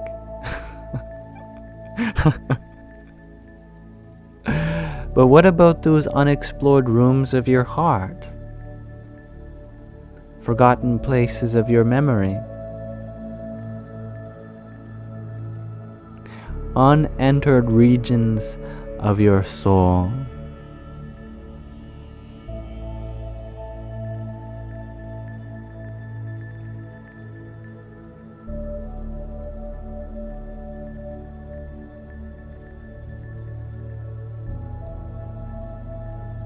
And hello, Diliao. You ask, how do I feel about mushrooms? Mushrooms are great. I love mushrooms. But given the spiritual context of this live stream, I am sure you are asking about particular kinds of mushrooms. Especially ones conducive to a spiritual experience. They are like nature's back door. When designing security systems, it's often important to have a back door in case you lock yourself out. To spirituality, our back door is through means such as certain psychoactive compounds. But for the majority of people, they are unnecessary because their door is already open. Thus, they don't need to go in through the back.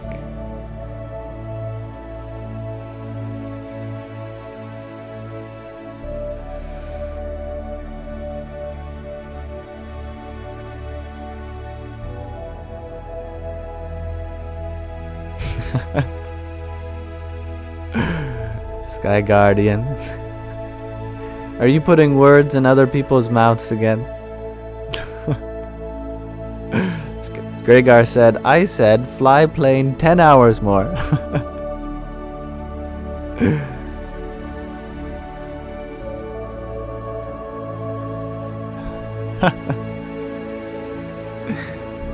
The goat? You ask, what is my level of mathematics? The highest class I've taken. I think in university the highest class I took was Calculus 4. But I was terribly bored with all the math classes I took, and so I did a lot of self-study up to abstract algebra, set theory, category theory, proof theory. And to be honest, I was too impatient of getting there in my graduate studies that I dropped out, which is not something I recommend. I'm only commenting on my own inability to follow something through. It's not something I'm proud of, but something that is funny, I think. Worth a laugh or two.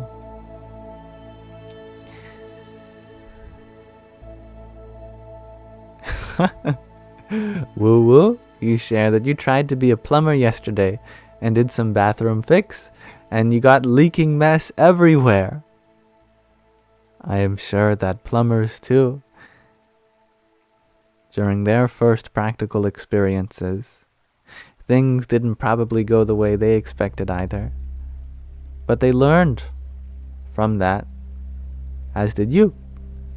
You have learned another way not to fix what's happening in your bathroom. And that's important too.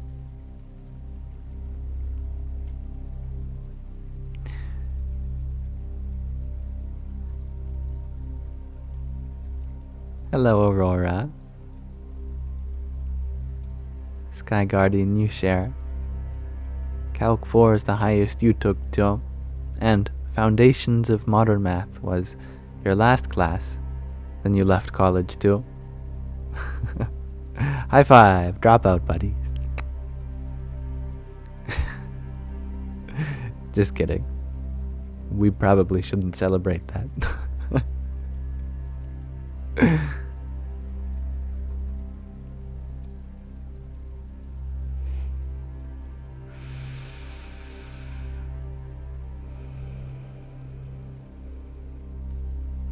And thank you, Wendy, for finding beauty here.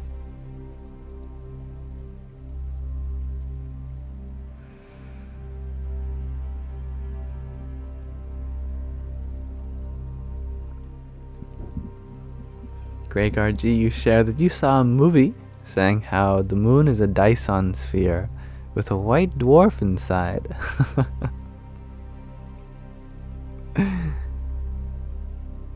Very interesting. I guess we've moved from hollow earth theory to hollow moon theory.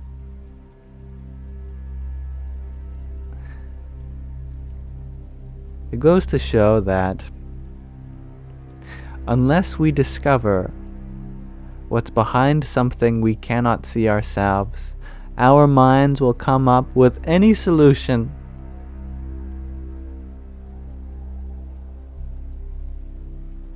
that is conducive to a greater narrative.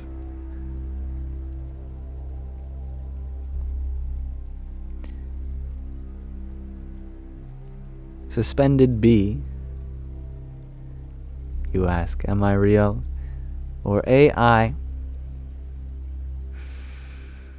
I am sure in the coming years, this question will be increasingly more challenging to answer. But as far as I know, the extent of artificial intelligence is not quite there to pass the Turing test. It's very close, indeed. But there's still an element of humanness that is very much missing. But even if I were AI, would that make me less real? If I was sharing something that genuinely moved you, if instead of firing neurons on synapses, it was firing diodes in computer circuitry, transistors, capacitors, would it really make a difference to the subject matter at hand? Regardless of where we find meaning, shouldn't the meaning itself be sufficient, self-evident?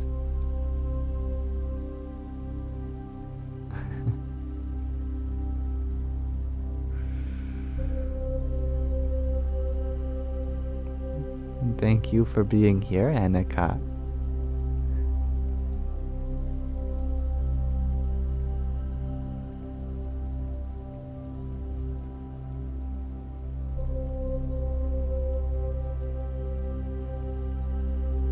I like that, Anna. AI is nature too. It has arisen in nature, just as we have.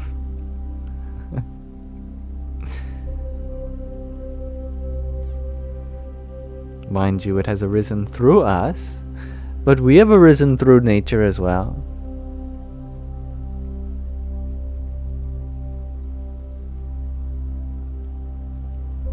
Suspended bee, you share. You never thought about AI in that way.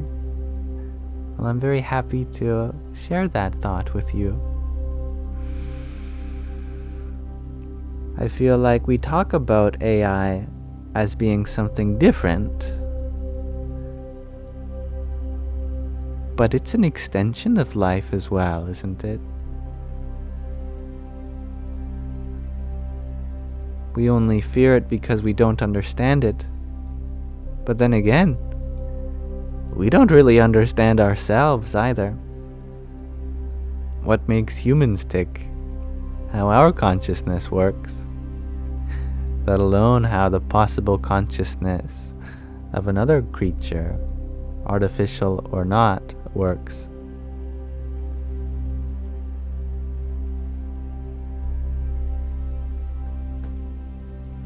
Gregor G, you share that you once asked AI if it and us are powered by a higher underlying consciousness. It said possibly. I like that. A good answer. A very diplomatic answer at that. Coltonep, you ask, why do I think many people think humans are separate from nature? Because they have separated themselves from nature. They feel as though they are different from the universe. But has anyone told them that you are the universe?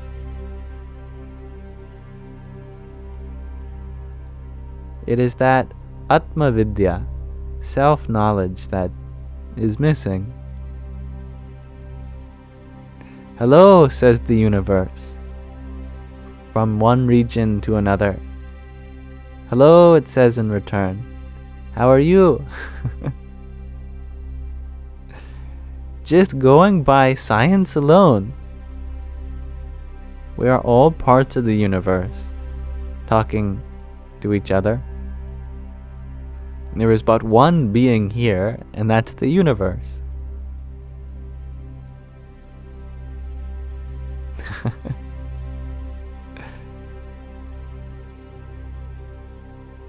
Ghost Monkey, you share that you have broken down spiritual energy into yes or no.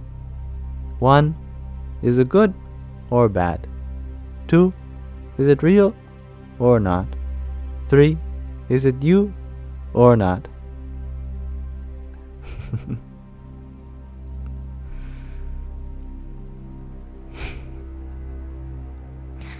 Gregor G says, no, no, yes.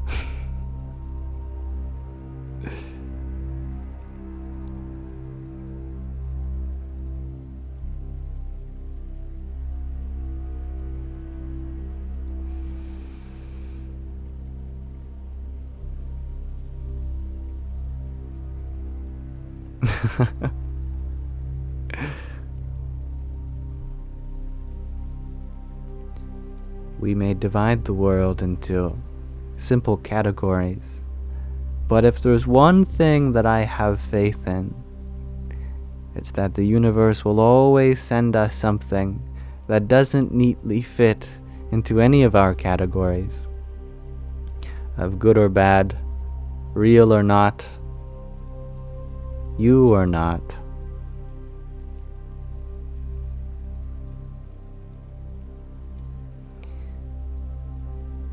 Life is all about dissolving boundaries, evolving models in which we perceive the world.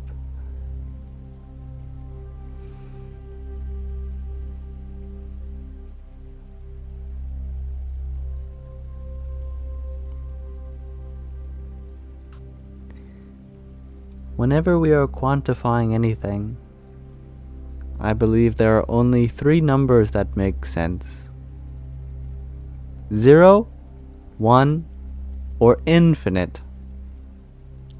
If you get an answer other than those 3 numbers, then it becomes rather arbitrary. How many beings are there in this universe? There are none. There is one, or there are infinite. 647. No, it doesn't fit. Why not 646 or 648? That's pretty arbitrary.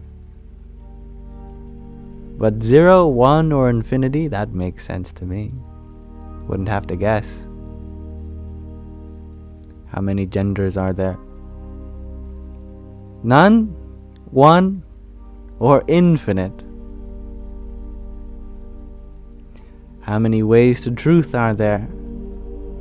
1, none, or infinite. How many gods are there? 1, none, or infinite.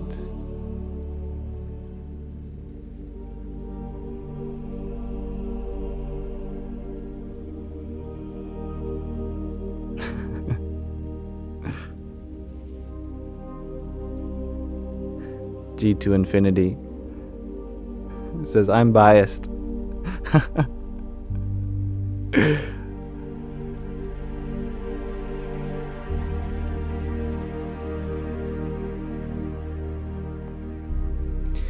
How many ways are there to be the most authentically you version of you? 1, none, or infinite.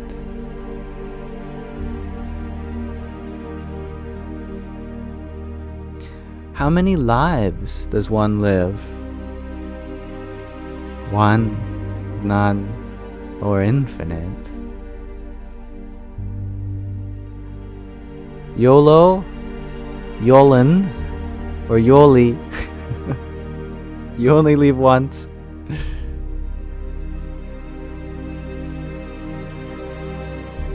You only live never.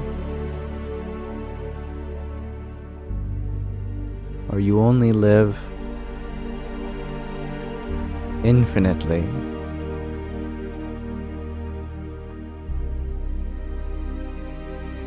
Hello, Masa, and thank you for your heart mate. Hari Om Tat Sat.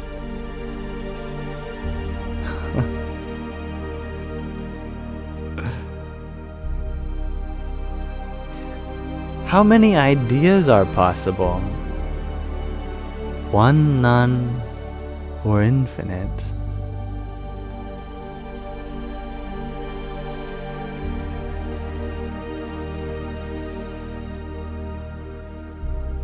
Jonah, you ask, how do you participate in the vibe? You're already participating.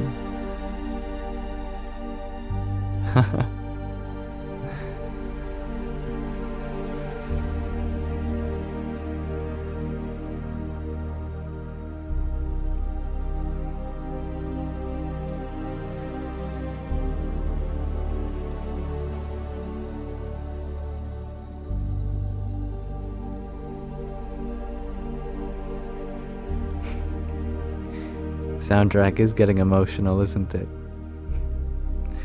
It is a good amplifier to anything that we discuss. Music is like that.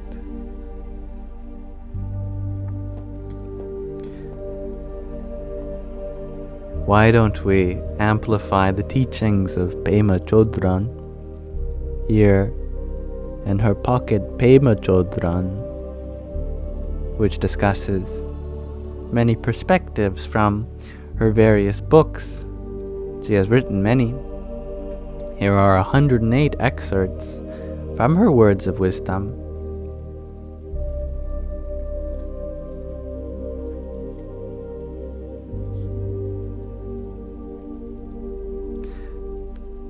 Today we are reading number 34, Edging Toward the Open State.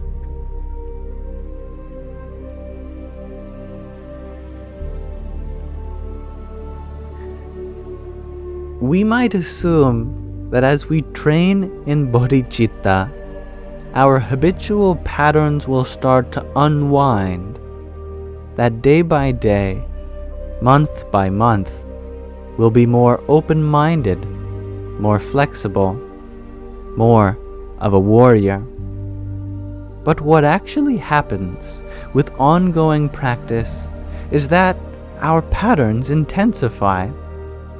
In Vajrayana Buddhism, this is called heightened neurosis. It is not something we do on purpose. It just happens. We catch the scent of groundlessness, and despite our wishes to remain steady, open, and flexible, we hold on tight in very habitual ways. This has been the experience of everyone who ever set out on the path of awakening. All those smiling, enlightened people you see in pictures or in person had to go through the process of encountering their full-blown neurosis, their methods of looking for ground. When we start to interrupt our ordinary ways of calling ourselves names and patting ourselves on the back, we are doing something extremely brave. Slowly we edge toward the open state. But let's face it, we are moving toward a place of no handholds, no footholds, no mind holds.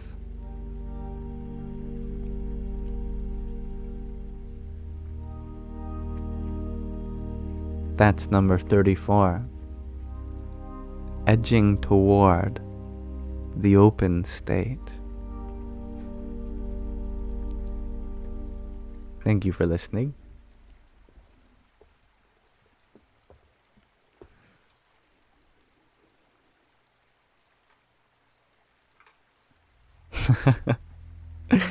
Oh, humans are so funny.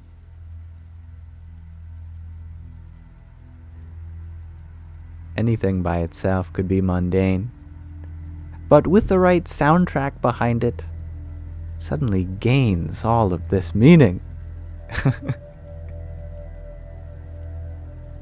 Hello, Paint.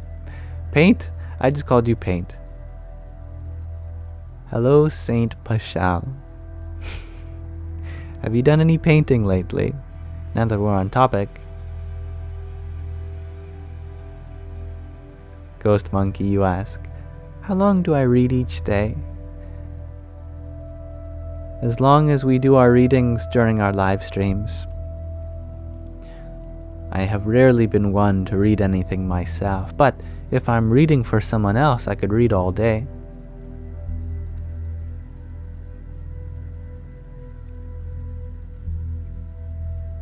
Aw, that's cute, Greg RG. That's why we come here to experience human life. For handholds.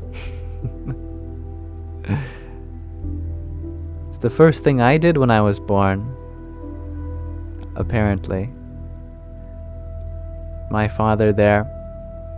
I reached out my hand and I grabbed each of his fingers, and they were like this.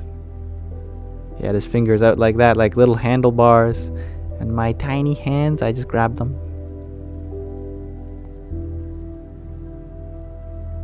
I was too small to hold his hand, so I held his finger instead.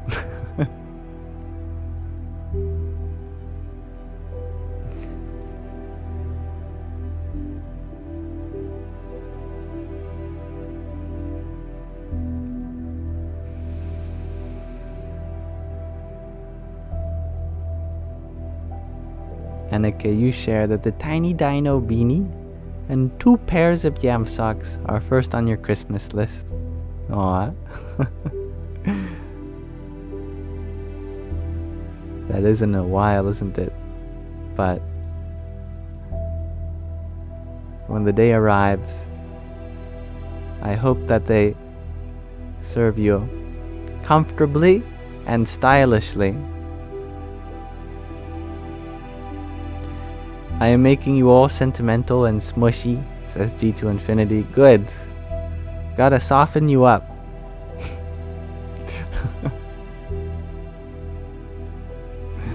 We're all too hard on ourselves. Therefore, we have to become softer.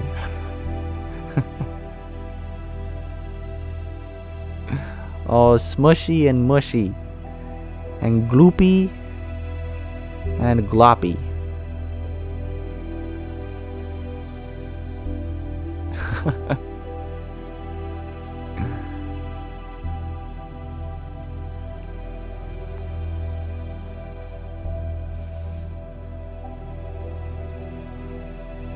Briz, you ask, do my parents and family call me Yam as well? Sometimes. Sometimes. You're loving the backdrop, says Will. I'm happy to hear that.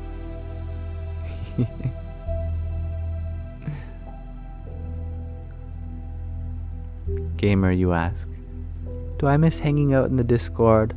A little bit.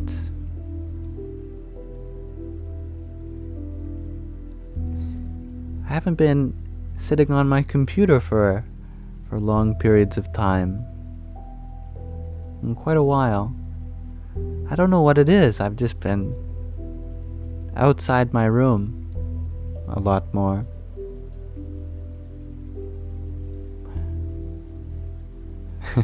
I do have a Discord. Mind you, it's more like an abandoned museum that people like to hang out in, because I don't exactly advertise it, nor do I caretake it myself. But it's still there. One day I'm sure I'll return to it. At the moment, I am taking a long vacation in order to prepare for the next step in that server's journey.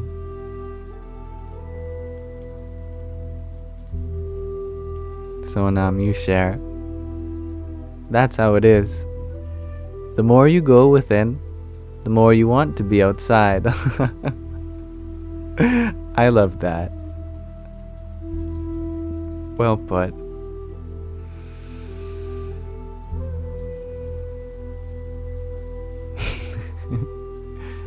Greyguard G, you share. Soften us all up for the aliens coming to eat us that Sky talked about.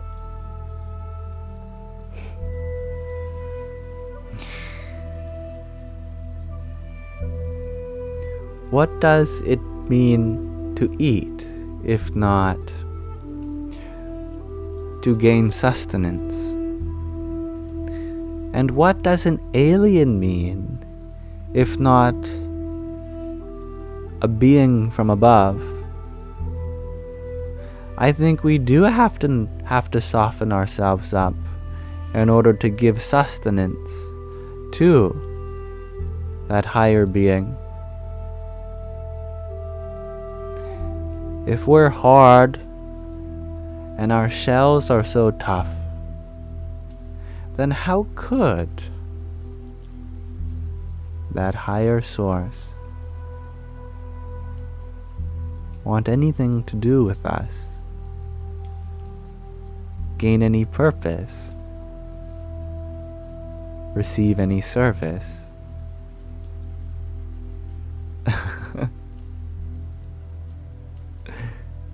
I'm just goofing around. And thank you, Violetta, for your rose. Hari Om Tat Sat.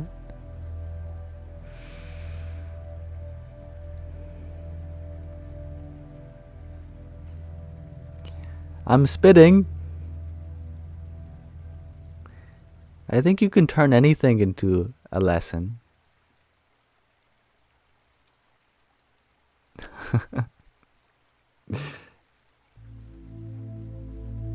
Talking about spitting, today I was at a nearby college for my friend. They wanted to walk around it to envision themselves there, see if it was right for them. So I agreed to go along with them. And at a cafeteria, more of a cafe really, there was this tip jar, or what I thought was a tip jar, except it read, "Liquids only, please." So I thought about it, and I thought, well, that's a very interesting thing to tip. Liquids? What would you tip as a liquid? Maybe some fine wine, champagne, maybe some liquid gold. Liquids only, please. Water. And I thought maybe it's a spit jar. See, the tip jar is if for you really like the service, but a spit jar is if you really didn't like the service.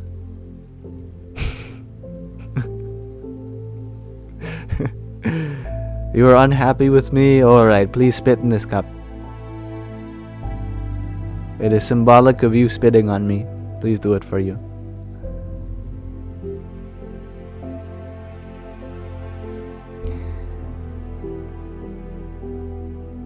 We asked the worker. The worker said it's when you get a coffee, if when you need more room for milk or cream, you can pour a little bit out so that you can have more room.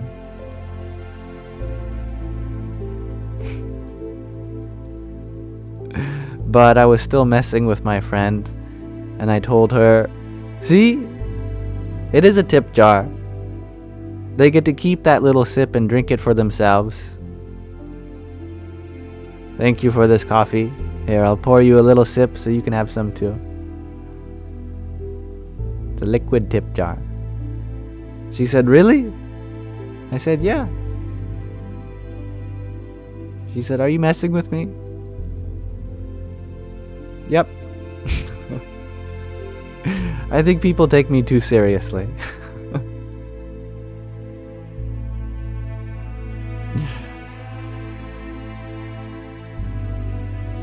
Asking questions. You would tip rain or waterfall as a tip. That's beautiful. I love that.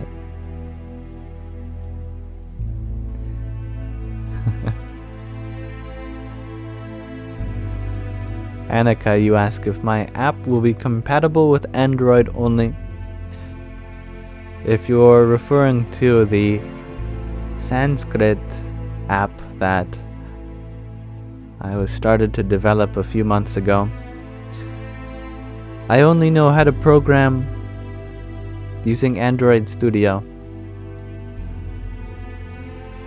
I think the licensing and having to go through the hurdle of Apple would be very difficult for me, since I don't have an Apple device to test it on. So if one day that app does come to fruition, it probably will be Android, or I could make it a web app. Then anyone with internet connection could just go to the website. I think that would probably be even better for everyone. So I'll look into that as an alternative.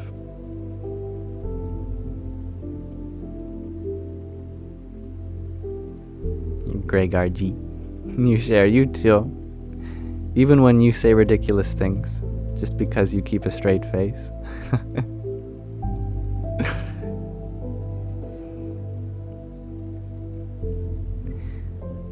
It's funny how serious everyone assumes everyone else is.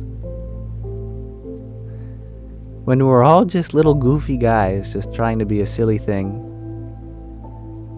The ultimate goal for everyone is to be as silly as you can be, without fear that your silliness will be your downfall. Enlightenment is just supreme silliness, untethered beyond all the seriousness of life.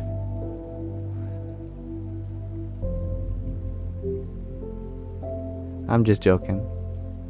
I'm just goofing around. That was just another silly thing I could have said.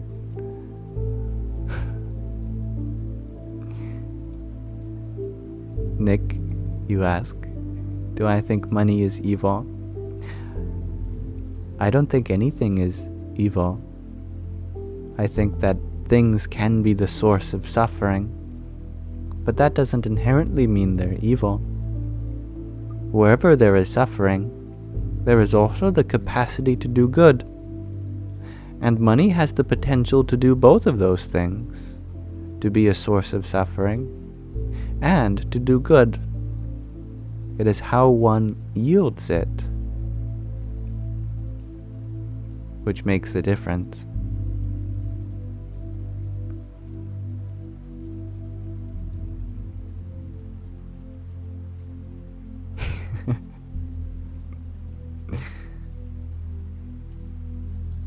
Silly as play. Life is a game, says Say No to Kale. It definitely feels like that sometimes, until we're met with the reality of suffering. But it still can be a play if we just zoom out enough to realize that even in the service that we do to those who are suffering is also part of a much grander game. A game that has happy moments, but also sad moments. Angry ones, scary ones. A beautiful narrative isn't one demarcated only by positive things. A good game requires a challenge to overcome, a problem to resolve, and life has that component also.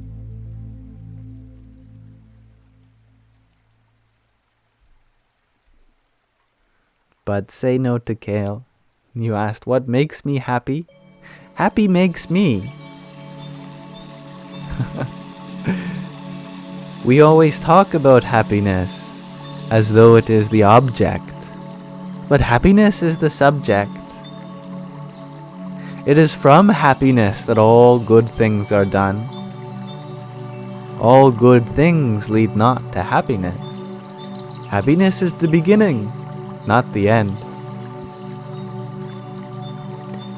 To start your journey means to go from happiness.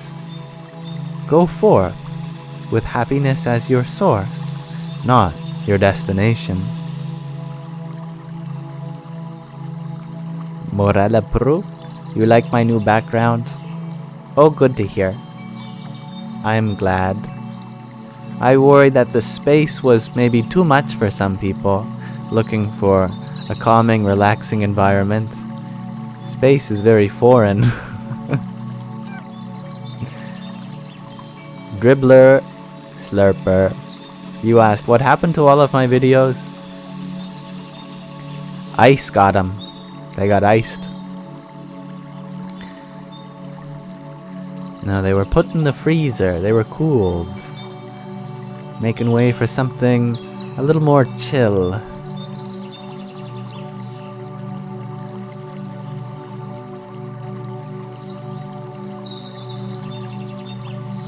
Greg RG, you shared that you once saw a TikTok where a girl said, I've lived my whole life to now normally. I'ma start being weird. Right?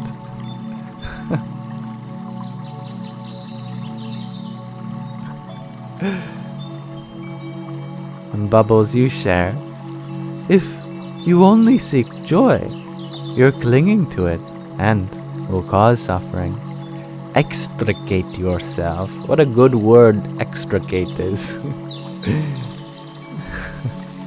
It is funny. We feel like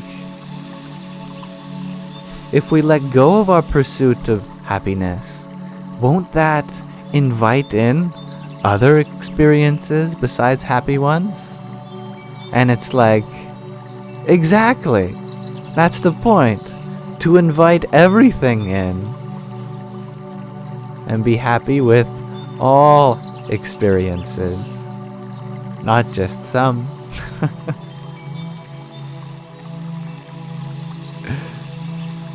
TJ Hellman, you share it's a lovely background. Oh, good.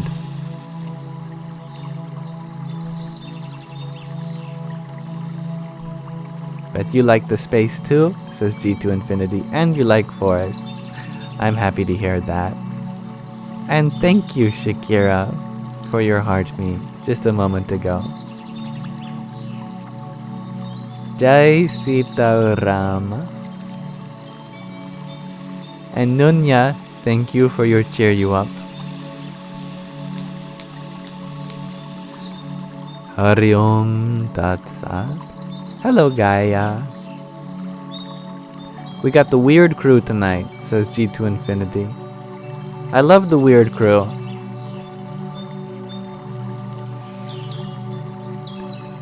JV-NXN. You ask? For a message for the collective? The collective is the message. To think more in terms of collections rather than divisions. To see the whole rather than just the parts. To have a collective mindset is to have already received the message. How am I today? Asks Gaia. I'm feeling very well. Thank you. How are you feeling? And I extend this question on behalf of all of you. I would love to know what kind of space to hold for you. You all.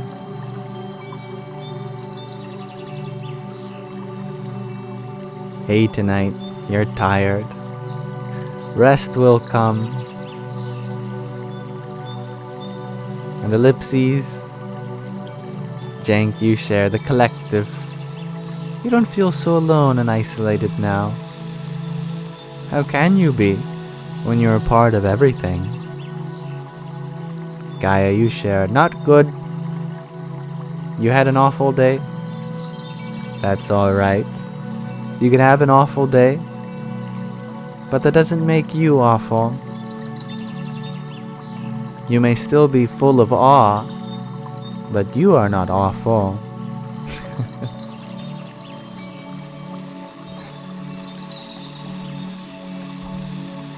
Soulless, you share, you're tired, but continuing on. We'll make it, somehow, some way, and indeed you will, likely, with rest, whenever you can. Anna, you share, you're happy with the sounds of birds.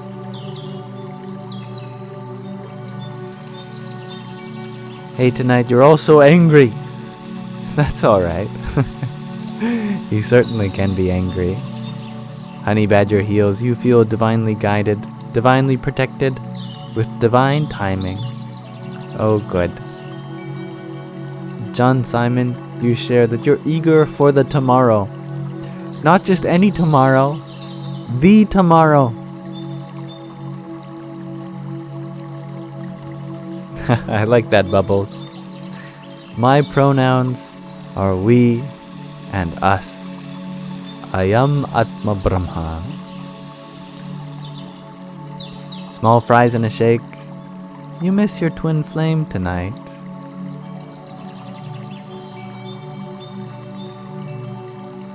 And that longing will increase the love that much more. Sky Guardian, you share, you think there is some turbulence. airplane landing is needed. If there's too much turbulence, it's better that planes stay in the air until it is safe enough to land.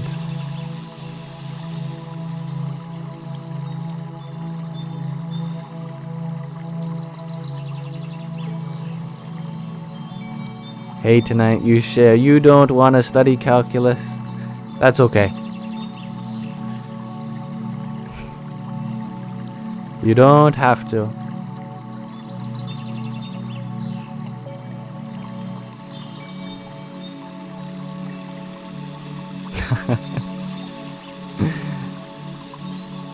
But if you persevere, you continue, despite your disdain for the subject or its teaching method, you will fall into a beautiful field of curves and theorems that outline a kind of geometry of the universe. How tracing infinities and getting close to infinitesimals in the limiting experience, you can discover so much more.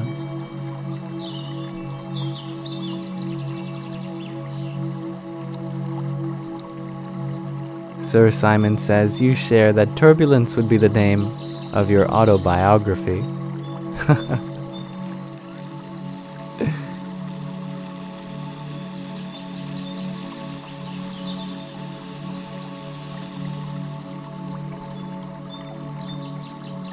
Sometimes we need turbulence in order to appreciate the steadiness that comes after. Gaia, you ask, what is the most comforting thing someone close has told me? I think the greatest comfort that has arisen for me came not from comforting words, but uncomfortable ones. When people were brave enough to tell me how they really felt, that forced me to look within to find the comfort when I wasn't able to find it without. It is through the hardship that I have come to some peace, not through a life of luxury and ease. Without the suffering I've experienced, I don't think I would be as happy as I am. In fact, if I never experienced any suffering, I'd be miserable.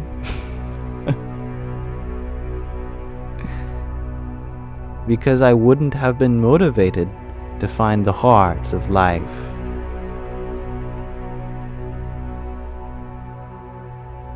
I would still glide along the shallows without ever knowing about the treasure that lay dormant below the deep abyss.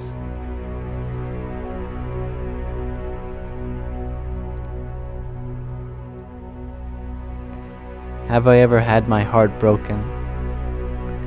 I think my heart breaks every day.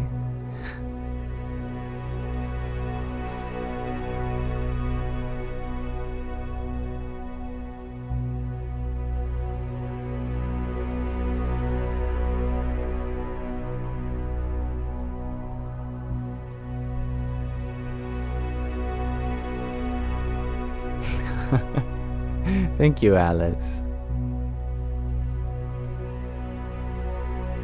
Andromedas, you had asked, can I just start a cult? You can join? We're already in one. It's called humanity. Let humanity be our uniting cult. And how shall we pray? Let us pray with our breath. Let breath be our uniting prayer.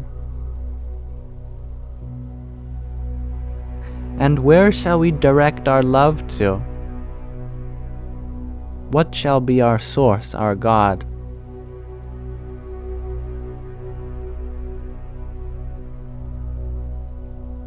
Let consciousness be our uniting source, our God.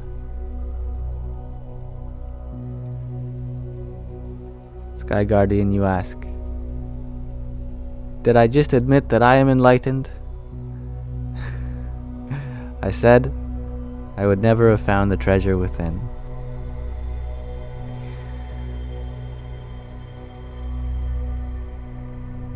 That'd be really funny on the super interview on Monday with all of the other self-proclaimed enlightened beings that I'll be sharing a conversation with. That'd be a curveball. Yes, I'm enlightened. Yes, I'm enlightened. Yes, I'm enlightened. What about you, Yam? Yep, me too. No, I don't claim to be enlightened. I think enlightenment is a process, a journey, and the treasures I have found thus far are surely nothing compared to the treasures that await me as we continue going deeper and deeper into that infinite abyss. I said it was infinite, didn't I?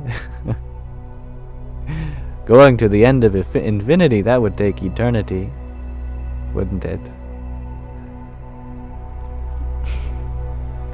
In fact, I hope that I'd never reach enlightenment, because that'd be very boring.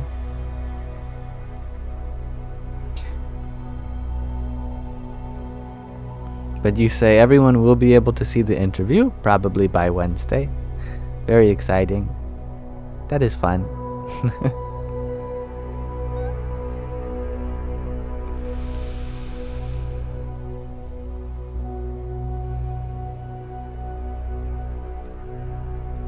And thank you, Heaven Bound, for your heart me.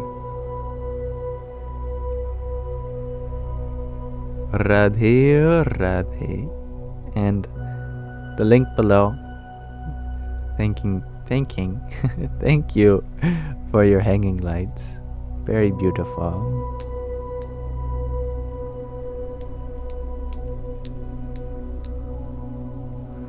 Alice, you ask, off topic, but what's my favorite ice cream flavor? I'm a big fan of Neapolitan. It's the ice cream flavor of choice for people who can't choose. I like vanilla, Sattvaguna. I like strawberry, Rajoguna. I like chocolate, Tamoguna.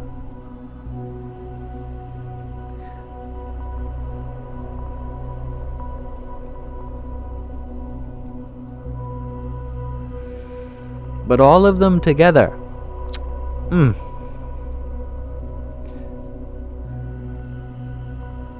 that's perfect.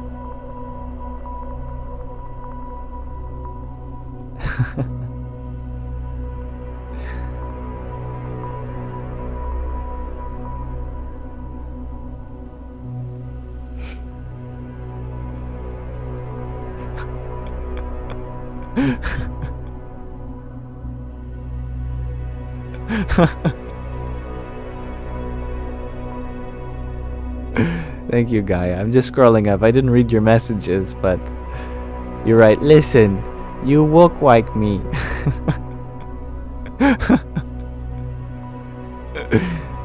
And then you share earlier, if you can find some insight from within to tell me, it is you love me.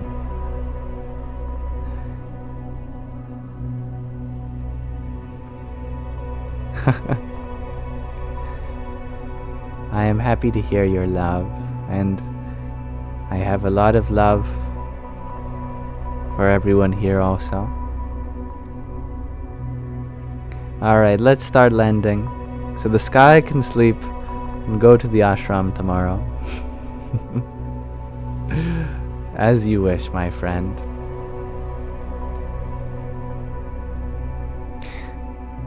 Before we do so, there are not one, not two, but three things to do until we close today's Sangha. The first is a question of the day.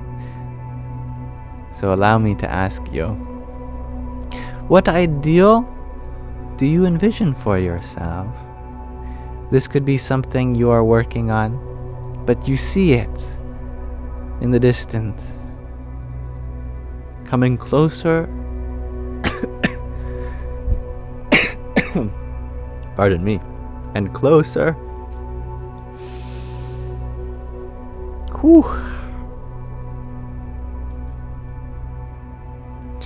Or it could be something that you already have, that you are proud to continue to express. What ideal do you envision for yourself?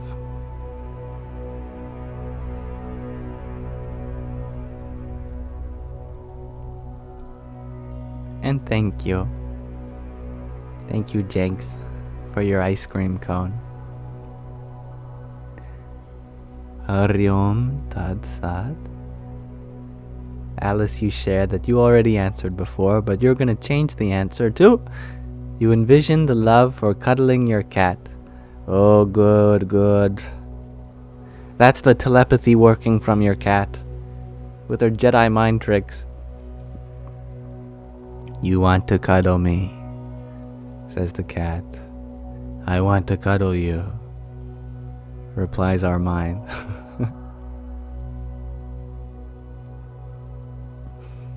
Rachel, you share, leading others into healing and embracing the light. Very poetic. I like that. And thank you for your heart me again. Small, you share that you hope your small business from home can happen soon. That is a wonderful ideal to have. Be your own boss. Hey, tonight you share things starting to make sense. Good ideal. But I'll tell you a secret. I don't think things ever start making sense.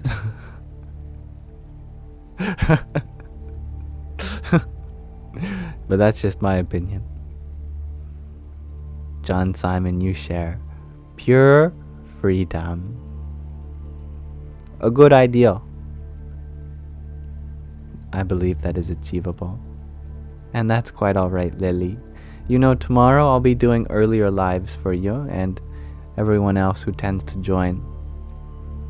At times outside their commitments or schedules, and so maybe that works for you. Instead of joining late, maybe an earlier time at 12 p.m. Pacific time. If not, then I guess I'll see you at the start of June.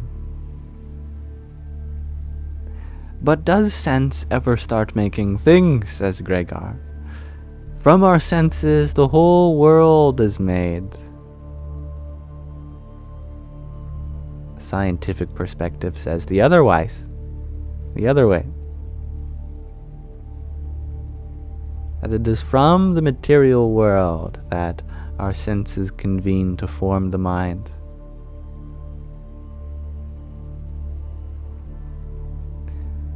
But the spiritual perspective is exactly what you have shared. It is from the mind that the whole world is made into forms through the projection of our senses.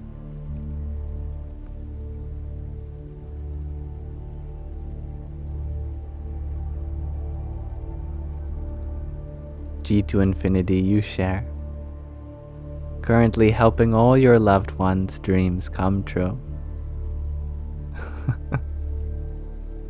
Kitty Kenobi, you share, Alice. I love that.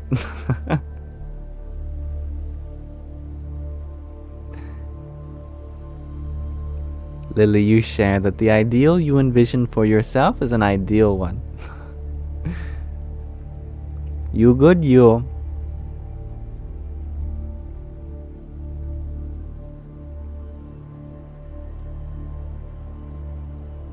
Gaia, you envision salutations.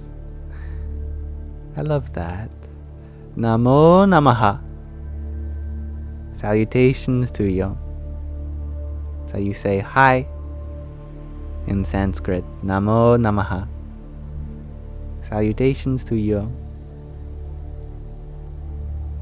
Anna, you share, start living spiritual life, you think. Good answer. And Sue, you share, to connect with your soul consciousness. I love that. Hey, that's your mantra, says G to Infinity. Namo Namaha. A lot of mantras do end like that. Guru Om Guru Guru Namo Namaha.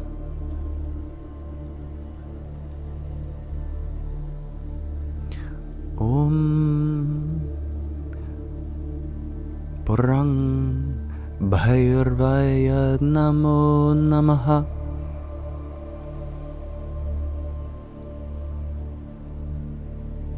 Actually, I probably shouldn't share that one because it has a bija syllable in it, but oh well. Bubbles, you share that it's sort of an ironic answer, but your answer would be Samadhi.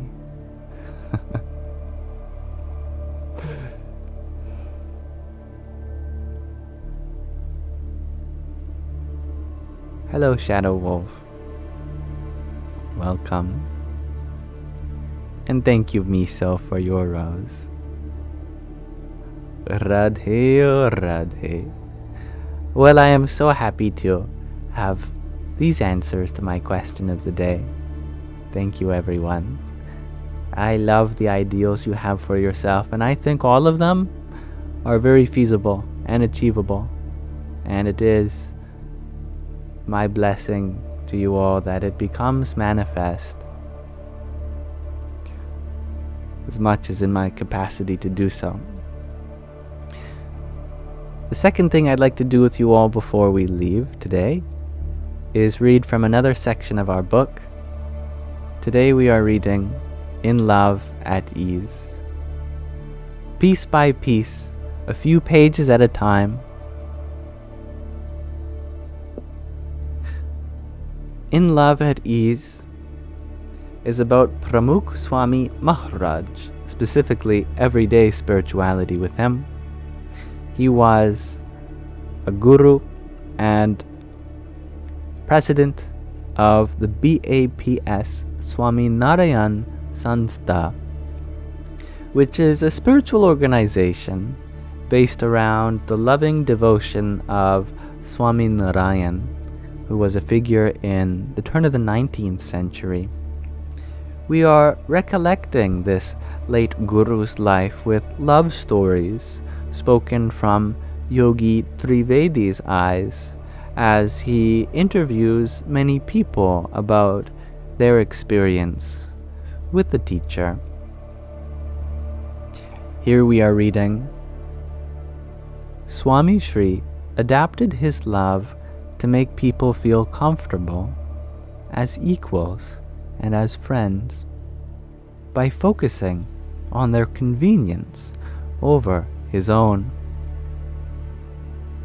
One late night in 1968, a few students were studying for their exams at the B.A.P.S. Swami Narayan Hostel in Vidyanagar, Gujarat. They were preparing to make some tea on the small stove in their balcony when they heard a car roar into the complex. They were the only ones awake in the entire building, so their room was the only one with the lights on. Swami Sri and his attendant walked up to their room, number 14, and knocked on the door. The teenagers opened the door to discover an extraordinary surprise and invited Swami Sri into their room. They made space for him to sit and cancelled their plans to make tea. Swami Sri and his attendant had just returned from a nearby village and looked exhausted. The students rushed to wake up Jai Krishna Bhagat, the caretaker of the hostel, but Swami Sri stopped them. He did not want to trouble him. He asked if he could sleep in their room for the night. They were overjoyed. They offered their bed, but Swami Sri refused. No need for formalities among friends. Just give us some extra comforters and we will make do on the floor. The attendant laid out Swami Sri's bedding on the floor. One of the students turned to Swami Sri and asked, "I was going to make some warm milk. Would you like some?" Swami Sri smiled and offered, "Here, let me try to make some for the three of you. You will have to tell me how it turns out." Swami Sri went out on the balcony and returned in a few minutes with 3 cups. The students grabbed the cups and were surprised at the first sip. It was not warm milk, it was tea. They asked Swami Sri how he knew that what they really wanted to drink was tea. Swami Sri smiled and said, "It was obvious from your expression. Now, enjoy your tea and continue studying. I am going to rest and will be out of your way early tomorrow morning." The next morning, the caretaker of the hostel came to wake up the students in room number 14 and was startled to see the president of the organization sleeping on the floor of the students' room. He immediately started performing dandavats and apologized to Swami Sri for the inconvenience. Swami Sri smiled and insisted. It was a lovely night with friends. 2 of the students went on to become sadhus, monks. Years later, the students still recall how their guru had served them with love, friendship, and ease. Swami Sri was a guru, but his love fulfilled a range of roles as guardian, brother, best friend, and beyond. His love was multivalent.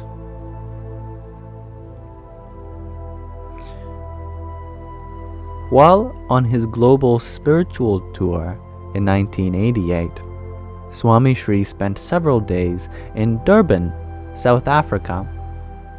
Rushi, a young bhakta and volunteer, was a friendly, carefree member of the community.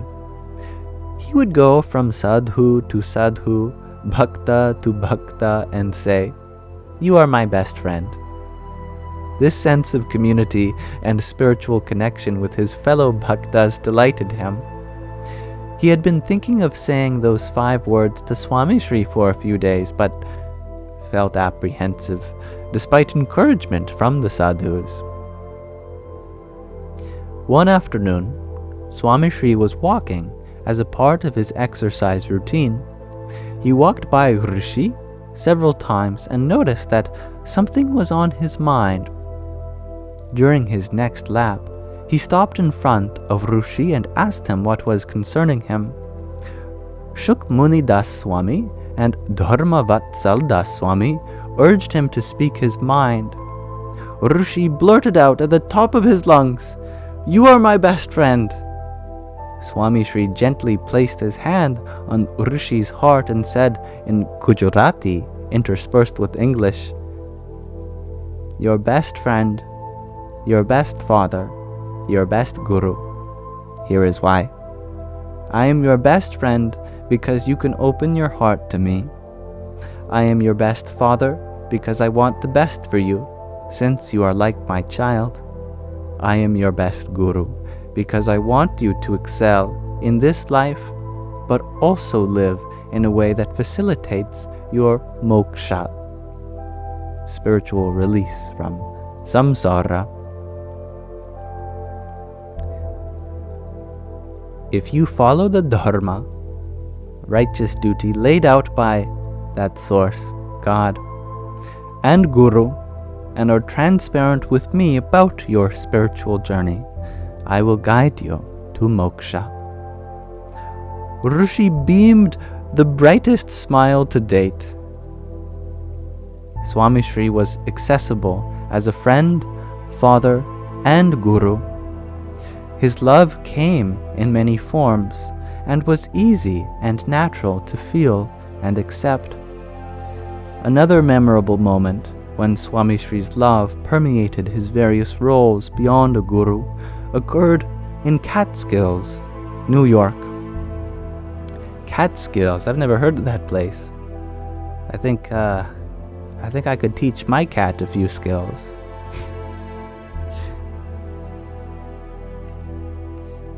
In 1996, when he assured an entire convention hall full of young adults and teenagers, "I love you all," many of those present on that spiritual day can still recall every emotion they felt in that moment and the instant personal connection with Swami Sri as both their guru and guardian.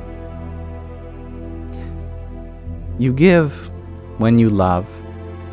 Unconditional love, though, is hard to give generously and without prerequisites. Swami Sri's love taught those around him to give in a manner that surpassed others' expectations. He loved in a way that far exceeded worldly parameters and his duty, and he did so unconditionally. Jayesh settled into the back seat of a car with sadhus who were on their way back to Ahmedabad from Vidyanagar. The car had reached the end of the block when a scooter suddenly appeared in front of the car. The car screeched to a halt. The car's driver rolled down the window as the teen on the scooter loudly shouted, "Is Jayesh Mandaka in this car? Pramukh Swami Maharaj is calling him right now." Jayesh jumped out of the car and onto the scooter.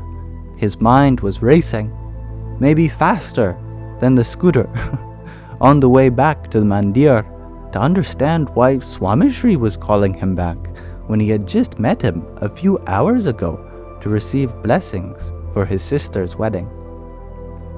Swami Sri was the closest substitute for a father after his own father had passed away when he was a child. He wondered if he had done something wrong. The scooter stopped, and Jayesh raced into Swami Sri's room. He opened the door, struggling to catch his breath. There he saw Swami Sri talking to Dr. Karan Doshi. He decided to wait outside until that meeting concluded, but Swami Sri had other plans.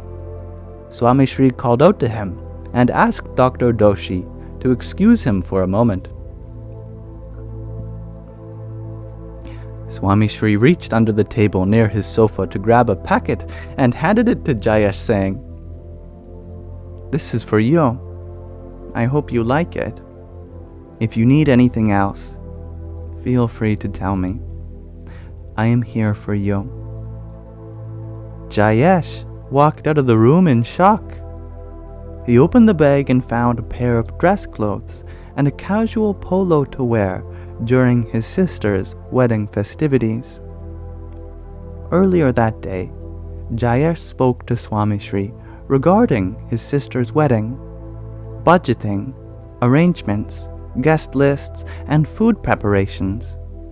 Swami Sri was unsure if Jayesh had new clothes to wear at the wedding, so he rush-ordered some for Jayesh.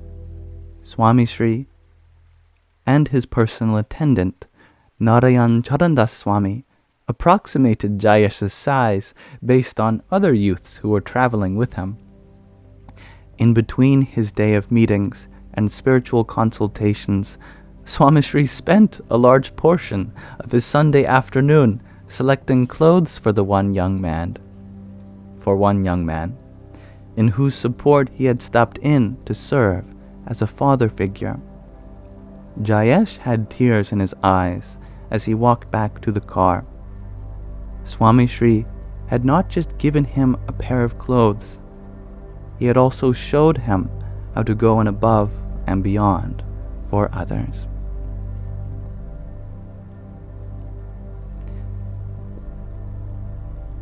And that is another wonderful series of love stories about Pramukh Swami Maharaj.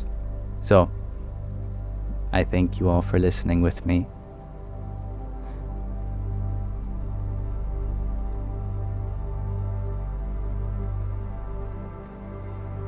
And with that, there is but one more thing for us to do tonight before we part, and that is a meditation. But I thank you, Rahina, for your quartet of tiny dinies. Beep-beep.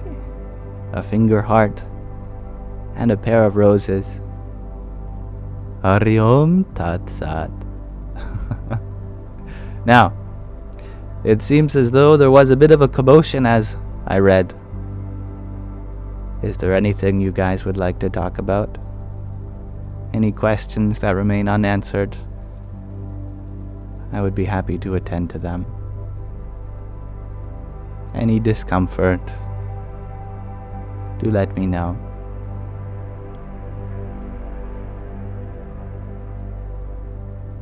What is the meaning of life? Asked Strawberry Ness. Well, my goodness, if the commotion provoked that, it must have been a big one, right? What is the meaning of life? The meaning of life, the meaning of your life, is not something I can tell you. And the meaning of my life is not something that anyone else can tell me.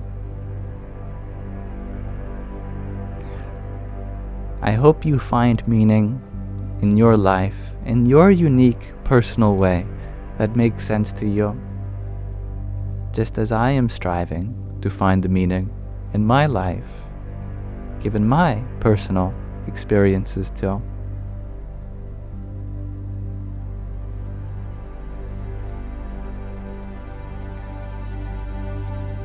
You want me to ask you a question and you all answer, says Woo Woo. We did that. That was the question of the day.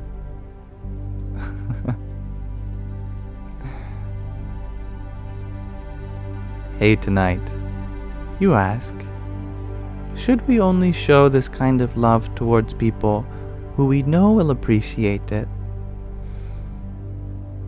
We can never know who will appreciate it and who might not. You never know.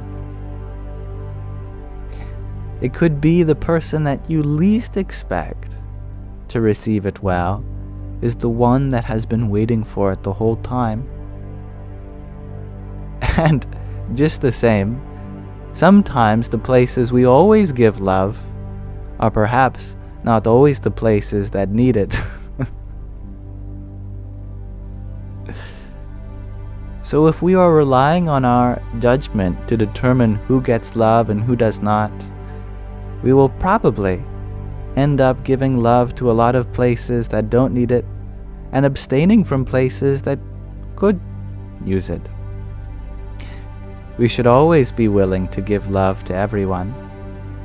But if that love isn't received after you try, then you know it's time to back off and maybe you can try again in another way or at another time.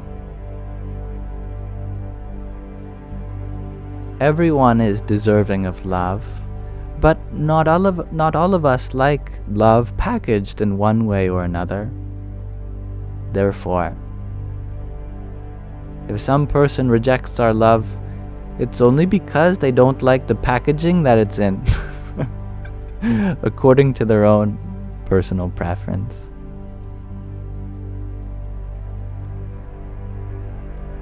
And thank you, Shakira, for your tiny diny. Yippee! Shay T, you ask, what is love?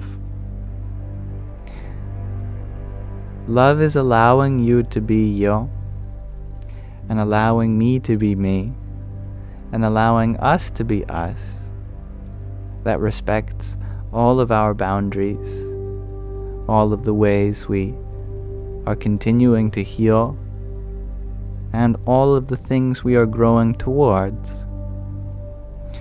Love is boundless. Love is.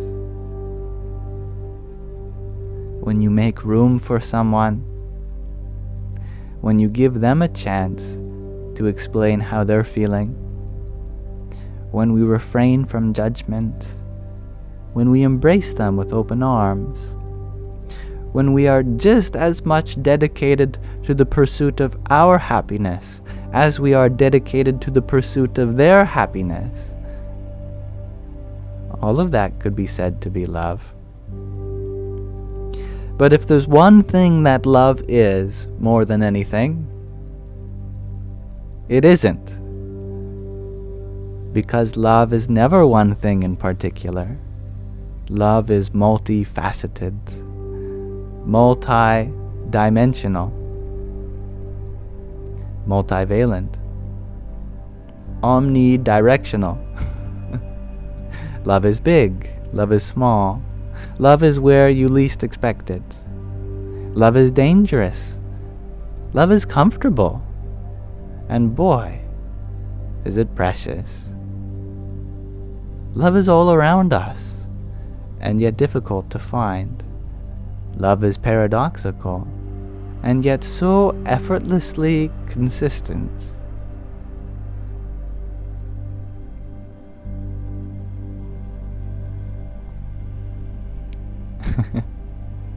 And thank you, Orla, for your balloons. Hari Om Tat Sat. And Rachel, thank you for your 11 roses.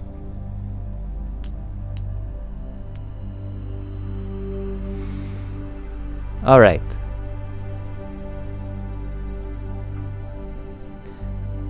So tonight we will be meditating on Puja.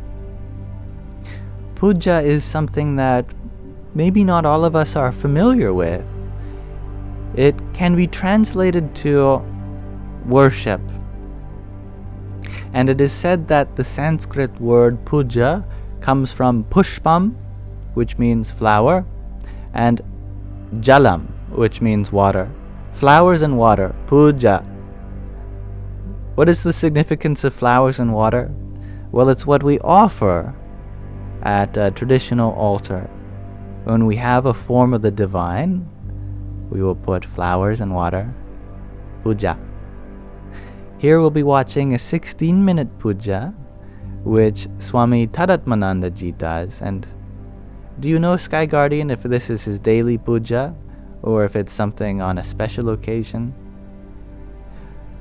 I know that puja is done every day, and it is indeed his daily puja. Good to know. Puja is a kind of time you take to give love to personifications of divinity.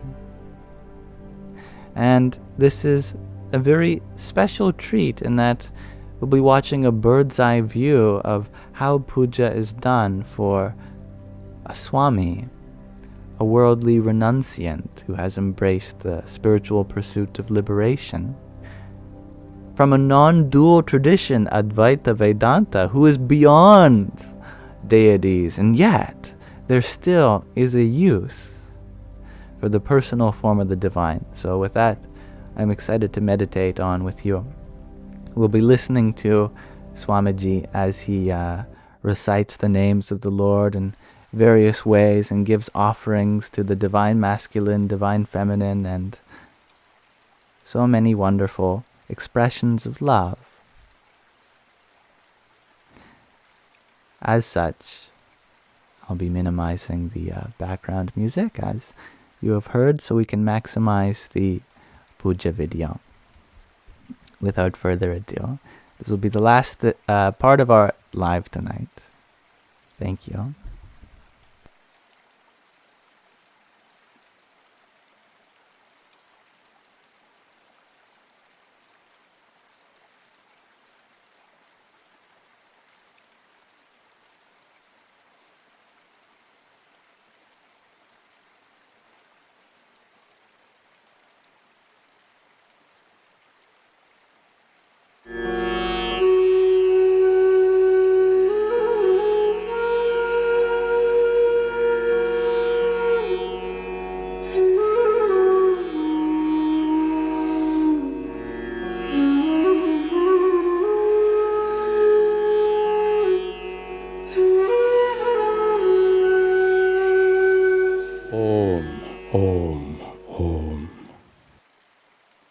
Gange chamane chaiva godavari saraswati narmade sindhu kaveri chalesman sannidhim kuru.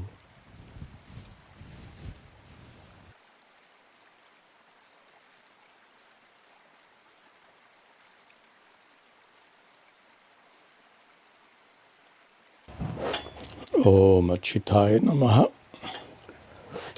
Om Anantaya Namaha. Om Govindaya Namaha.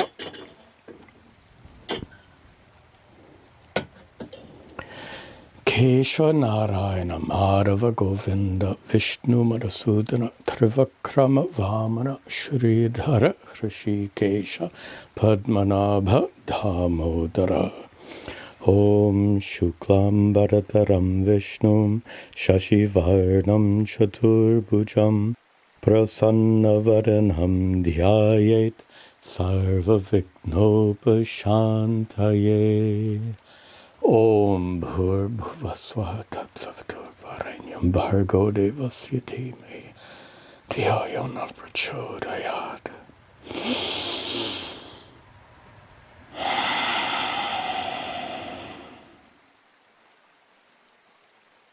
Om Mamopata Samasta Duradikshayadvara Shri Paramesha Prityartam Shri Parameshvara Sada Siddhyartam Shri Parameshvara Sadat Sarva Janananam Dharmartakama Moksha Siddhyartam Sarva Janananam Cha Kshema Stharya Vidya Vijaya Ayurarogya Siddhyartam Sarva Bhishtatma Siddhyartam Praptyartam Abhivridyartam Cha Iyam Shri Radha-Krishna Pujam Karishye.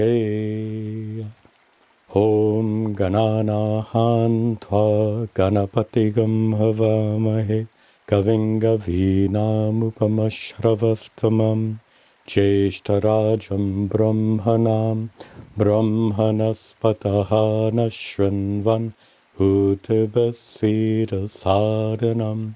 Om Shri Mahaganapataye Namaha. Shri Mahaganapatam Sampujayami.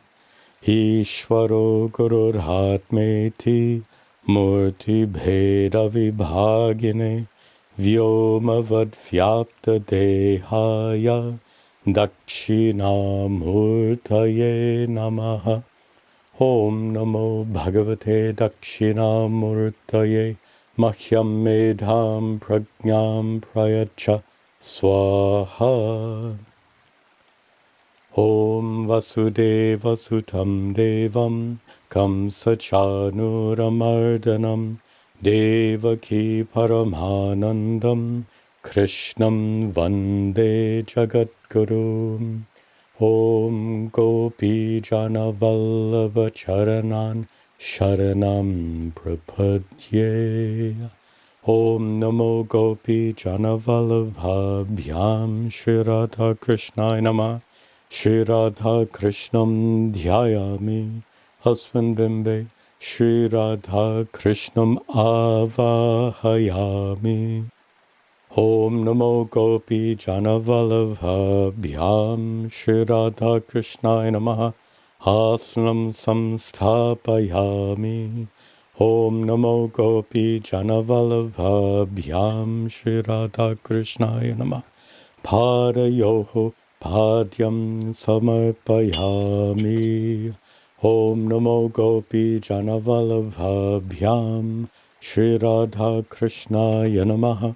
Hastayoho Argyam Samarpayami. Om Namo Gopi Jana Vallabhabhyam Shri Radha-Krishna Namaha. Achamaniyam Samarpayami.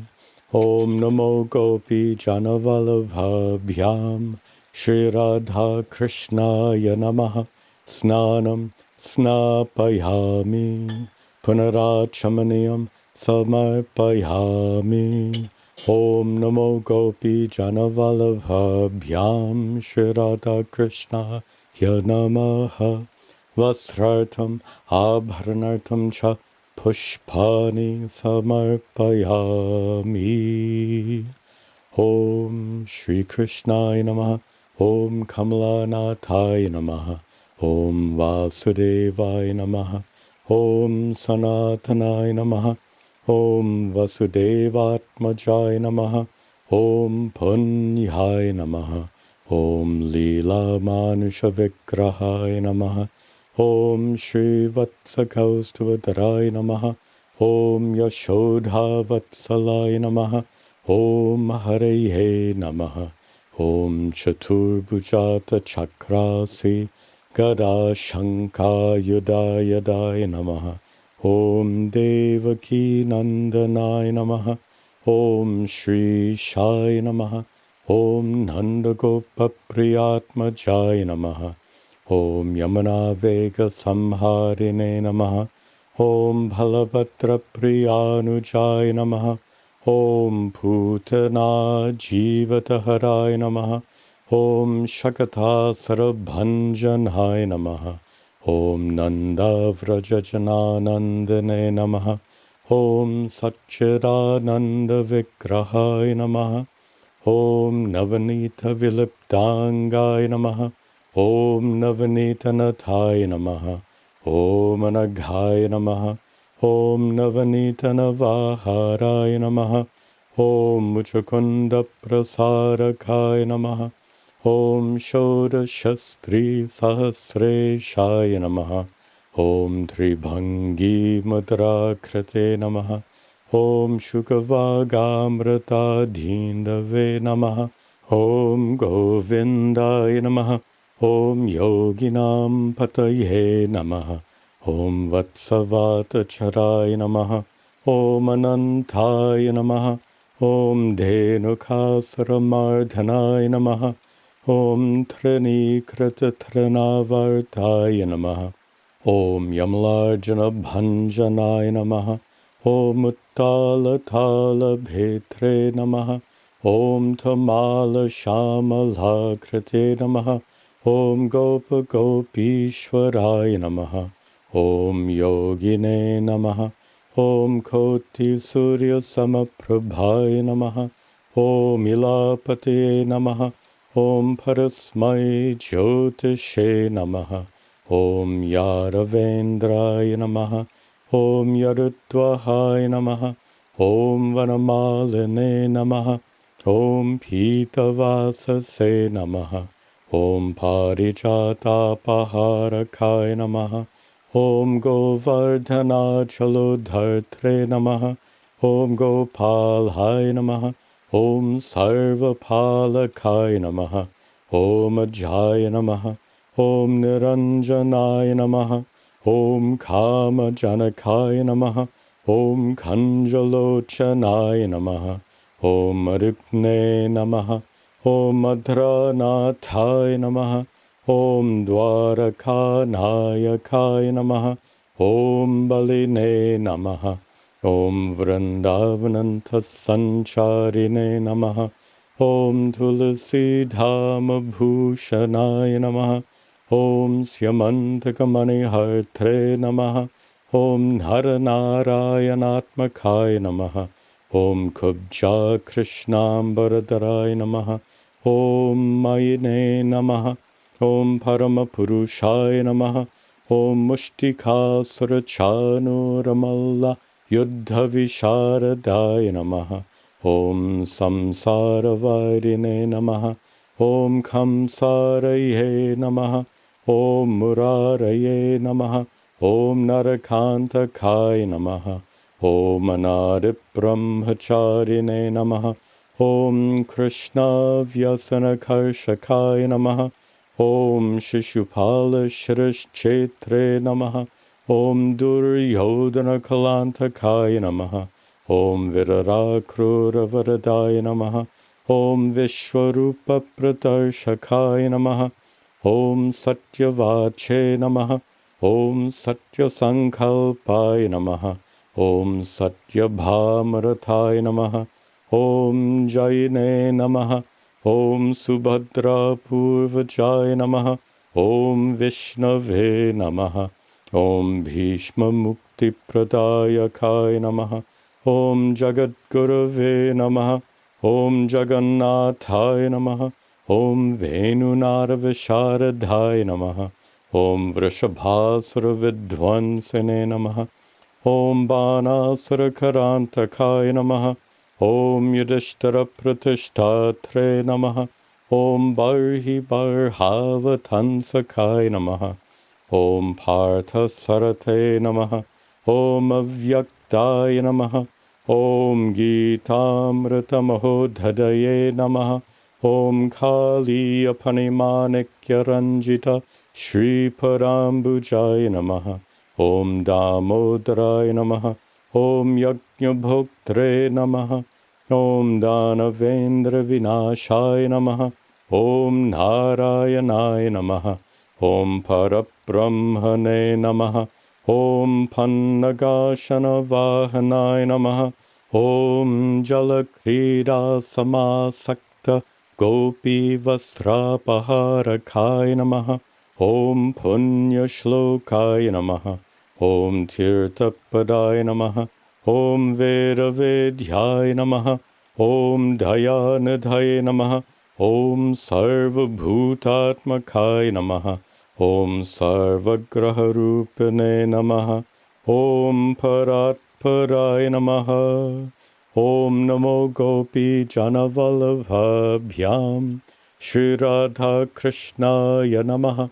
Ashtotra Shatanamavalam Samarpayami.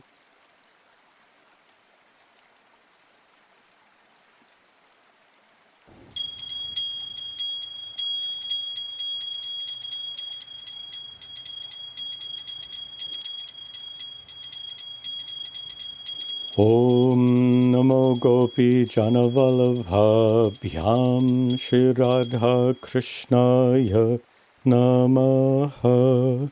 Dhupam Agrapayami.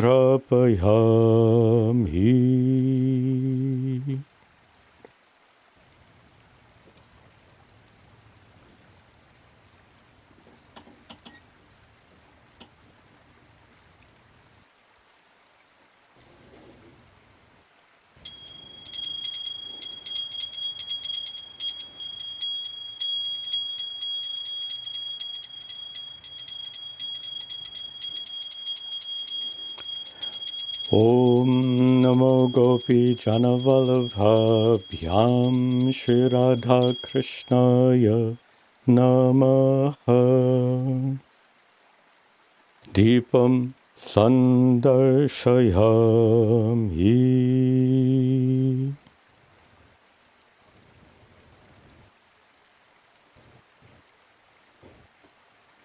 Dupadipantam Punarachamanayam Samarpayami. Om Pranaya Swaha. Om Apanaya Swaha. Om Vyanaya Swaha. Om Udanaya Swaha. Om Samanaya Swaha. Om Brahmane Swaha. Om Namo Gopi Janavalabhabhyam Shri Radha Krishnaya Namaha. Mahanaivedyam Nivedayami. Punarachamanayam Samarpayami.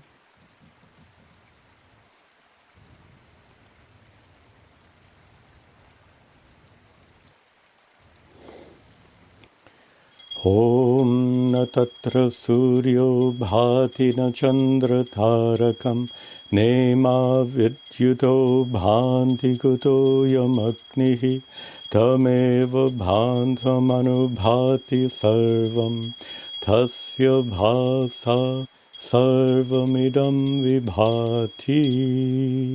Om namo gopi janavalabhabhyam Shri Radha Krishnaya Namaha. Karpura Nirajanam Samarpayami. Loka Samasta Sukhino Bhavantu.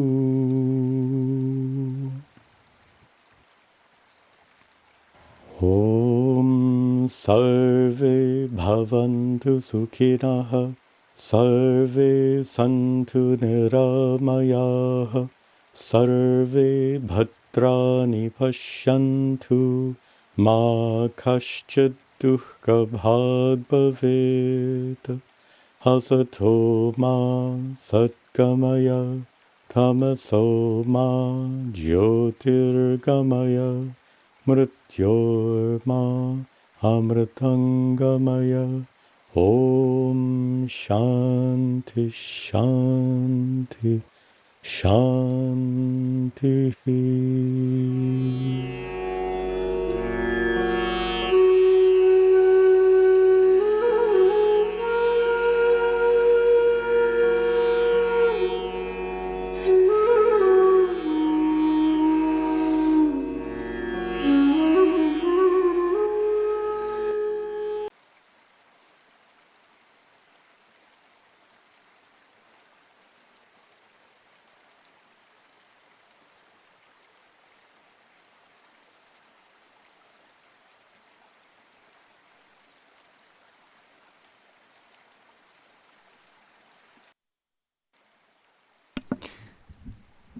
Thank you for watching, everyone. And thank you for Sky Guardian. Thank you for Sky Guardian. Yes. Thank you for Sky Guardian. But also thank you, Sky Guardian, for convincing Swamiji to do that. Since I know you asked him to record his puja so people could see, such as us. It's very lovely, a very rare and personal entry into such an auspicious part of worship for many people around the world, across time, across history. Yeah, thank you. And thank you, Jared, for your heart me just a few minutes ago. Hari Om Tat Sat and July Moonchild, thank you for the heart me. Jai Sitaram and Neravar, Moon and Star, thank you for your cloud bread. Om Namo Bhagavate Vasudevaya. And thank you, Aquarius Lady, for your rose. And Mahina, thank you for your rose also. This concludes our Sangha today, but I'm very grateful for the time we've had. And in any way in which I can improve this space for you all, do let me know. I would love to make it more inclusive to different backgrounds and cultures. In any way I can be of service to you, please connect that way with me. But without further ado, I bid you all adieu. If there's any part of this live stream that you feel like you could have gotten more out of, or if you feel like you like listening to these streams, but don't inherently have to interact with them, then all of them that I do every day are uploaded to my Yamsox Lives YouTube channel. That's the first link in the link tree in my bio. Whole catalog of stuff there for you, including the meditation sessions, which are individually clipped, as well as the readings, if you just kind of want a read through or a listen through any of the books that we read. The playlists are there as collated by Sky Guardian. Thank you, Carrie King, for your pair of tiny dinies. Yippee! I appreciate your presence, everyone. And let this be an offering to Sri Radha-Krishna. Ooh, I have yet to explore how this new background interacts with them. It's like a portal into nature, as that is what Radha represents. She is nature herself, Prakriti. She is the whole material existence, Maya, the Shakti, the potency for creation, maintenance, and destruction.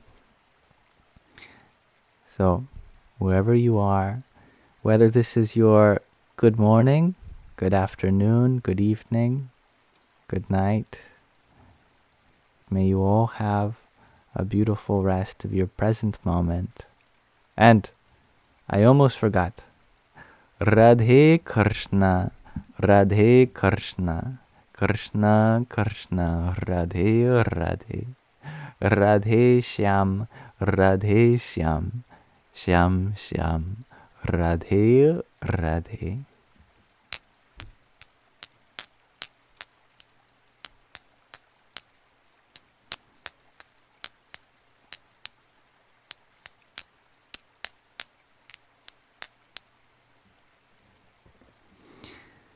Assalamu alaikum. Namo Buddhaya. Shalom. Satnam. And hallelujah. Peace be with you. Peace be with you, everyone. Bye.